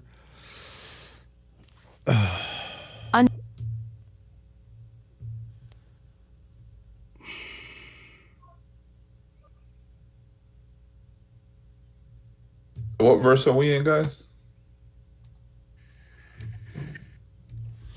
Hebrews 7:28. 7:28. It says, "For the law," that word right there for law. I want to know what it is. For the law. Law. What word is that? 3551 nomos. All right, and what does it mean? It means anything established, anything received by usage, a custom, a law, a command. Okay, so it says, "For the law maketh man high priest, which hath infirmity, but the word of the oath, which was since the law, maketh the Son, who is consecrated forevermore." Okay, so now we know it's talking about Jesus. Right, Tammy? Tammy. All right, so now it says, "Now of the things which we have spoken, this is the sum. We have such a high priest who is set on the right hand of the throne of the majesty of heaven, a minister of the sanctuary and the true tabernacle which the Lord pitched, and not man. For every high priest is ordained to offer gifts and sacrifices, wherefore it is of necessity that this man," who's this man? Hello? Christ. "That this man have somewhat also to offer. For if he were on earth, he should not be a priest, seeing that there are priests that offer gifts according to the law, who serve unto the example and shadow of heavenly things, as Moses was admonished of God when he was about to make the tabernacle. For see, saith he, that thou make all things according to the pattern showed to thee in the mount." So Moses was showed things to make, right? Correct. Yeah. Yes. It's important to know that God showed Moses things. Moses saw heaven, guys. He saw it. He saw the Garden of Eden. He saw it. That's why he made the ark to have 4 corners. The Bible describes heaven of having 4 corners. It doesn't describe it as round or a sphere or a flat plate, but it is described as a cube, right? Or no, y'all ain't there yet. Huh? Yes. Okay. Yes, sir. All right. Yes. All right. And it says, but everybody wants to fight about a flat earth, round earth, sphere earth. The Bible says that the earth is cubed on earth as it is in heaven, on earth as it is in heaven. Now we're like, oh, so now it's a 3D chess game. It's a cube. But now hath he obtained a more excellent ministry. All right, now we're going to 20. Where are we going to? 26, 25, or whatever. It's in the 20s. It says, but now hath he obtained a more excellent ministry, by how much also he is the mediator of a better covenant, which was established upon better promises. For it was that first covenant that had been faultless, then should no place have been sought for a second. So if the first covenant was perfect, there shouldn't have been a second. Real simple. For finding fault with them, he said, behold, the days come, saith the Lord, when I will make a new covenant with the house of Israel and with the house of Judah, not according to the covenant that I made with their fathers in the day when I took them by the hand and led them out of the land of Egypt, because they continued not in my covenant, and I regarded them not, saith the Lord. For this is the covenant that I will make with the house of Israel for those days, saith the Lord. I will put my laws in their mind and write them in their hearts, and I will be them a God, and they shall be me a people. And they shall not teach every man his neighbor and every man his brother, saying, know the Lord, for all shall know me, from the least to the greatest. For I will be merciful to their unrighteousness, and their sins and iniquities I will remember no more. All right, so let's go to, it says, In that he saith, a new covenant that he hath made the first old. Now that which decayeth and waxeth old is ready to vanish away. All right, so that is part of 7 and 8, and chapter 9, 27 is being asked about. So, Tammy, are you tracking before we get to 9? Tammy. Yes. All right. All right. So far, it sounds like that the writer of Hebrews is really focused on why Jesus is the Messiah, right? Yeah. All right. Yes. All right. So 9. Then it says, then verily the first covenant had also ordinance or divine service and a worldly sanctuary, for there was a tabernacle made, the first wherein was the candlestick and the table and the showbread, which is called the sanctuary, and after the second veil, the tabernacle, which was called the holiest of all, which had a golden censer, and the ark of the covenant overlaid round about with gold, wherein was the gold pot that had manna, Aaron's rod that budded, and the tablets of the covenant.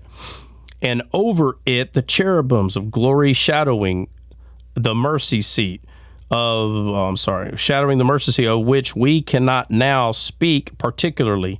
Now, when these things were thus ordained.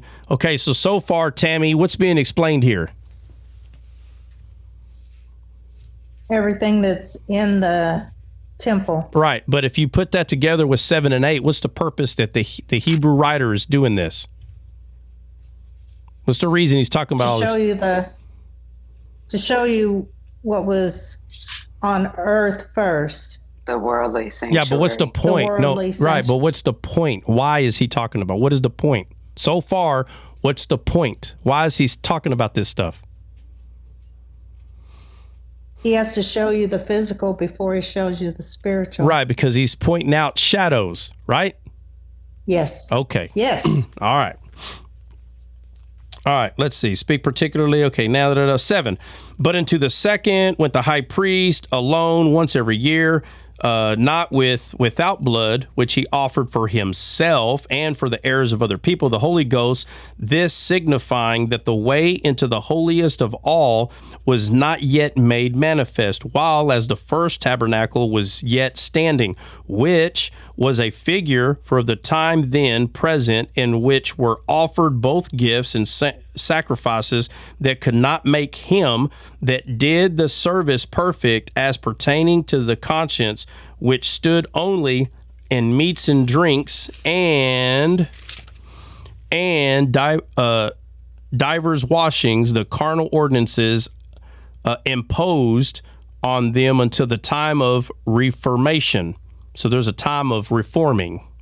Says, but Christ being come a high priest of good things to come, by a greater and more perfect tabernacle, not made with hands, this is to say, not of this building, neither by the blood of goats, calves, but his own blood, entered once to the holy place, having obtained eternal redemption for us all.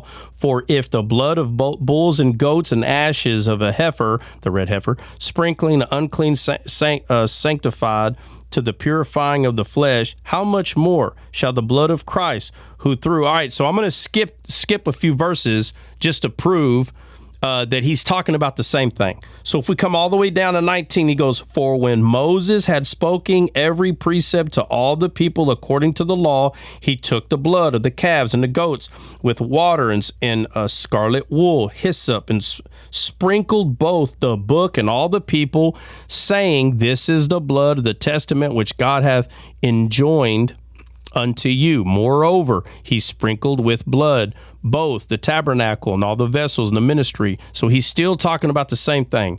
Okay. And 22.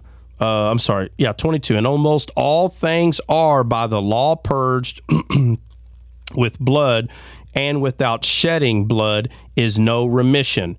It says, it was therefore necessary that the patterns of things in the heavens should be purified with these. Talking about blood. It says, but the heavenly things themselves with better sacrifices than these. What it say? It says, but the heavenly things themselves, heavenly, but the heavenly things themselves with better sacrifices than these. For Christ is not entered. So I'm going to start at 24 and I get back. Give me a second. Oh.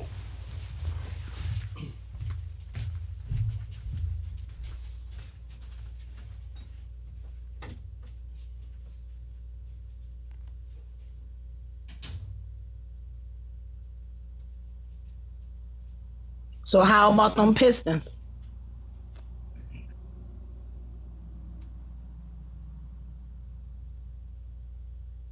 The Pistons go.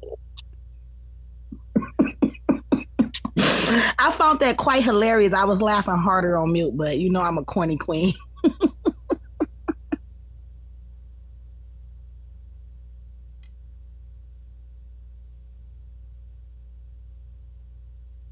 About to ask Dre about them Grizzlies. I don't know anything about sports. I just know that's the basketball team from my town. So I thought that was just so funny.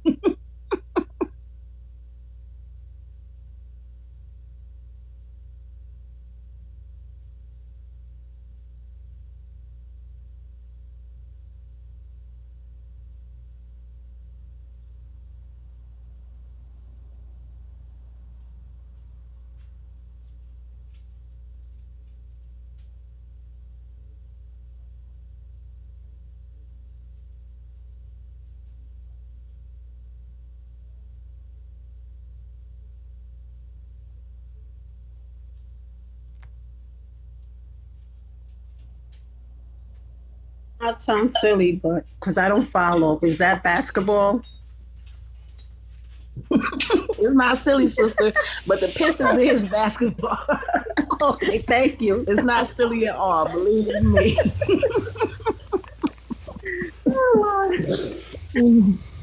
I hear y'all making fun of me.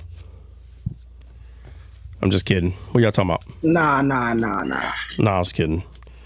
All right. Nah. When you left, I was like, how about those Pistons? And nobody said anything. When I left, what?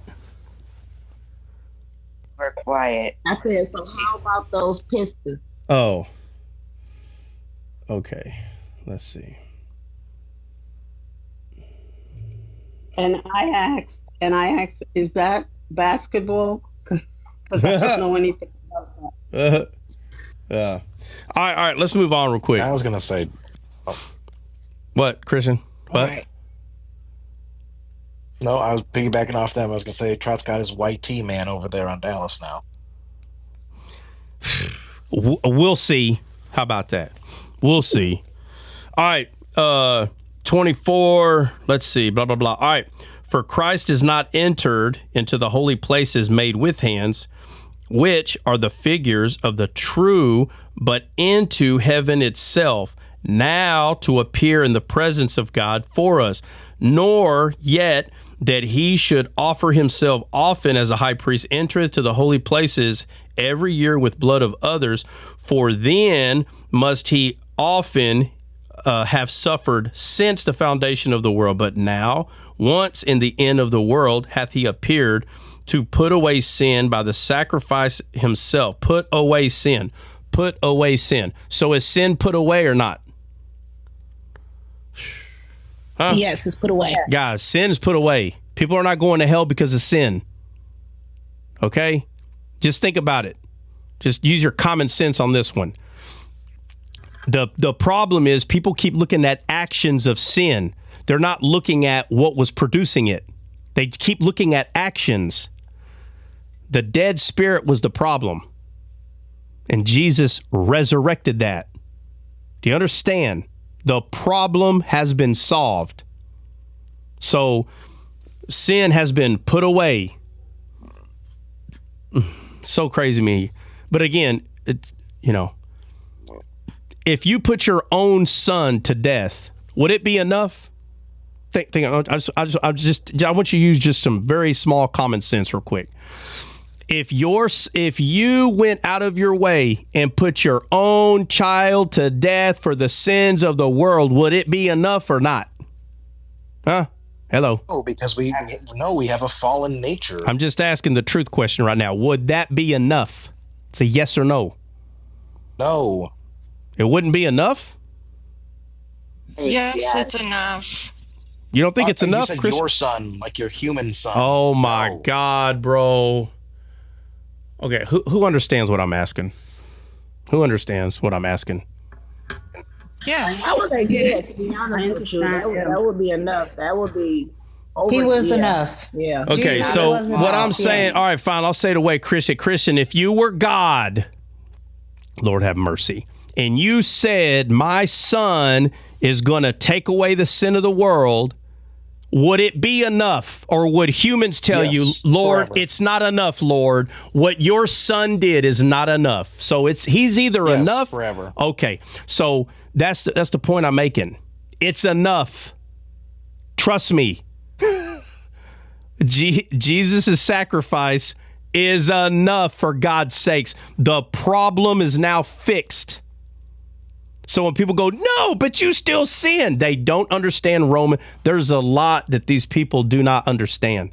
They're still under the law in their mind, and they don't even realize it. Understand what I'm saying. When you cannot see that Jesus is enough, when you can't see that, then you're going to say that the physical sin, that's all they see. They don't realize that there's sin conscience. They don't understand that.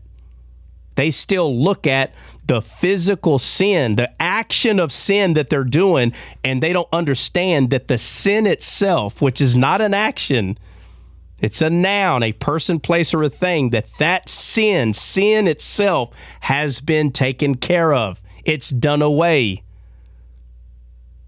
This is the whole point. That's why he came. Sin, people are not going to hell because of sin. They're going to hell because of unbelief.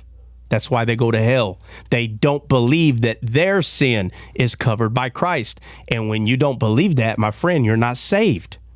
So they'll say, oh, no. I've received Christ, but I still have to. It is a very hard thing. I get it. I do. But I'm not going to go down that road, but I'm telling you, it's enough. What he did was enough. People, you do not go to hell because of sin. You go to hell because of your unbelief. And that is... What is unbelief? What is that? Never accepting Jesus Christ into your heart as your Savior. It's blasphemy. It's blasphemy against the Holy Spirit. Blasphemy. And Yes, that cannot be forgiven because that's your choice. You can't tell God, forgive me, but I just don't want to believe it, bro. That you receiving Christ for the punishment of your sin, it's your choice. That's your choice. You can't say, I receive Christ, but the law this and the law that. No, now we're back to works again. You have fallen from grace. That is what fallen from grace is. It's when you boast about how you can do things. No, you cannot. That's why he came. Okay, that isn't, and this is where the confusion comes in. So you're saying that we could just do whatever we want, bro? What? How are you hearing that? And what I just said that says our sin is covered, that should make you rejoice. It should not make you say, well, hold on a second. Are you saying we can just, bro, listen to the two different mindsets. If someone really understood that your sin is covered, period, your sin is covered, what is wrong with you that you think, oh, I could go do whatever I want? Something, you need to be saved. Something is wrong with you, bro. Something's wrong. That's just that side. What about the other person that while you're telling them they have been set free, all they hear is, are you telling people that they can do whatever they want? Bro, did you not just hear what I said? This comes from a scribe and a Pharisee mentality. All they want to think about is the law. That's it. You're telling them they're set free from sin. They're free. Sin has been, the punishment of sin, past, present, and future has been taken care of. There is no such thing as you in God's eyes being sinful. It's done. So instead of rejoicing about that, they go to, well, hold on. Are you saying you can do the legalism that these people have? They cannot help it. The good, the bad, the good, they can't help it. Instead of hearing good news, they hear something else. But yet, you'll never say sin is good. Go sin more. You'll never hear a person that believes this, that you need to, you'll never hear it. But yet in their head, that's what they hear. No, then it's you, my friend. It's you. You still have this thing in you that is, you can't turn it off. It's telling you the law, the law, the law, the law. You're still, I don't care if you're 1% sin conscious, that person will still ask this question. They'll still ask it. That's why it was to Gentiles that Jesus said, great is your faith, because the Jews could not understand freely receiving from God. It was all about earning it because they were under the demand of the law. We are no longer under the demand. God is not holding you accountable to a do good to get good. Under God, you don't deserve it, but you get what you don't deserve, which is the goodness and love of God. It's hard. It's real hard for people to understand this. If you catch yourself arguing or debating about this, I don't know. I don't know if you're stupid, but it's going to get worse. The conversation's going to get worse because they're going to bring up everything they can to prove that works have a way. And the whole time, you're just going to be sitting there saying, Jesus, Jesus, Jesus, and they're going to say law, law, law. And you won't even have to use the name of Jesus. They won't even have to use the word law or ordinances or anything that has to do with you better do the right thing. All they're going to focus on is you can't keep doing whatever you want. That's what it's going to turn into. And that's because they misunderstand what you're saying. And the reason why that the conversation continues is because you're too stupid to see that they're not going to change the way their viewpoint. They're not going to change it. They're just going to keep arguing with you. So you have to stop because they'll see it. Just they don't have to see it through you that day, that right then and there. All right, so let me go to, let's see, that was 4:26, must often suffered since the world, but now once in the world appeared. All right, so 26. For then must he often have suffered since the foundation of the world, but now once in the end of the world hath he appeared to put away sin by the sacrifice of himself. Put away sin. And it is as appointed unto man once to die. Now, Tammy, what got through? What 7, 8, and 9? What was being discussed in 7, 8, and 9?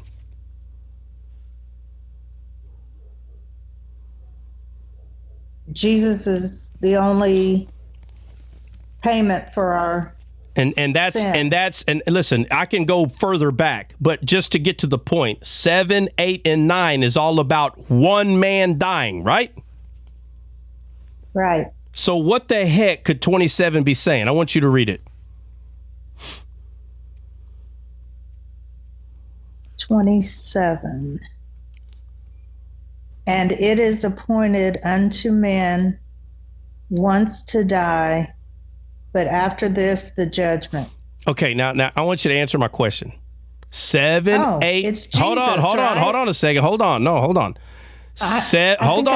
No. Just hold on. Okay. There may be other people that's not understand. I'm asking you. Listen to my question.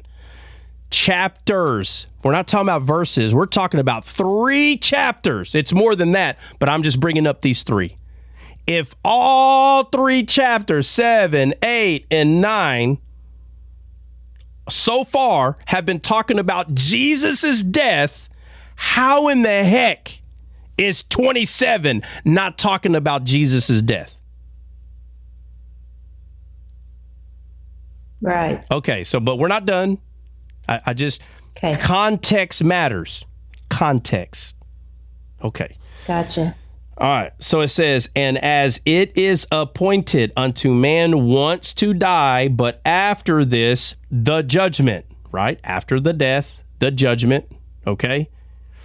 It says, so Christ was once offered to bear the sins of many, and unto them that look for him shall he appear the second time without sin unto salvation. So 27, when it says, and as it is appointed unto man once to die, but after this, the judgment.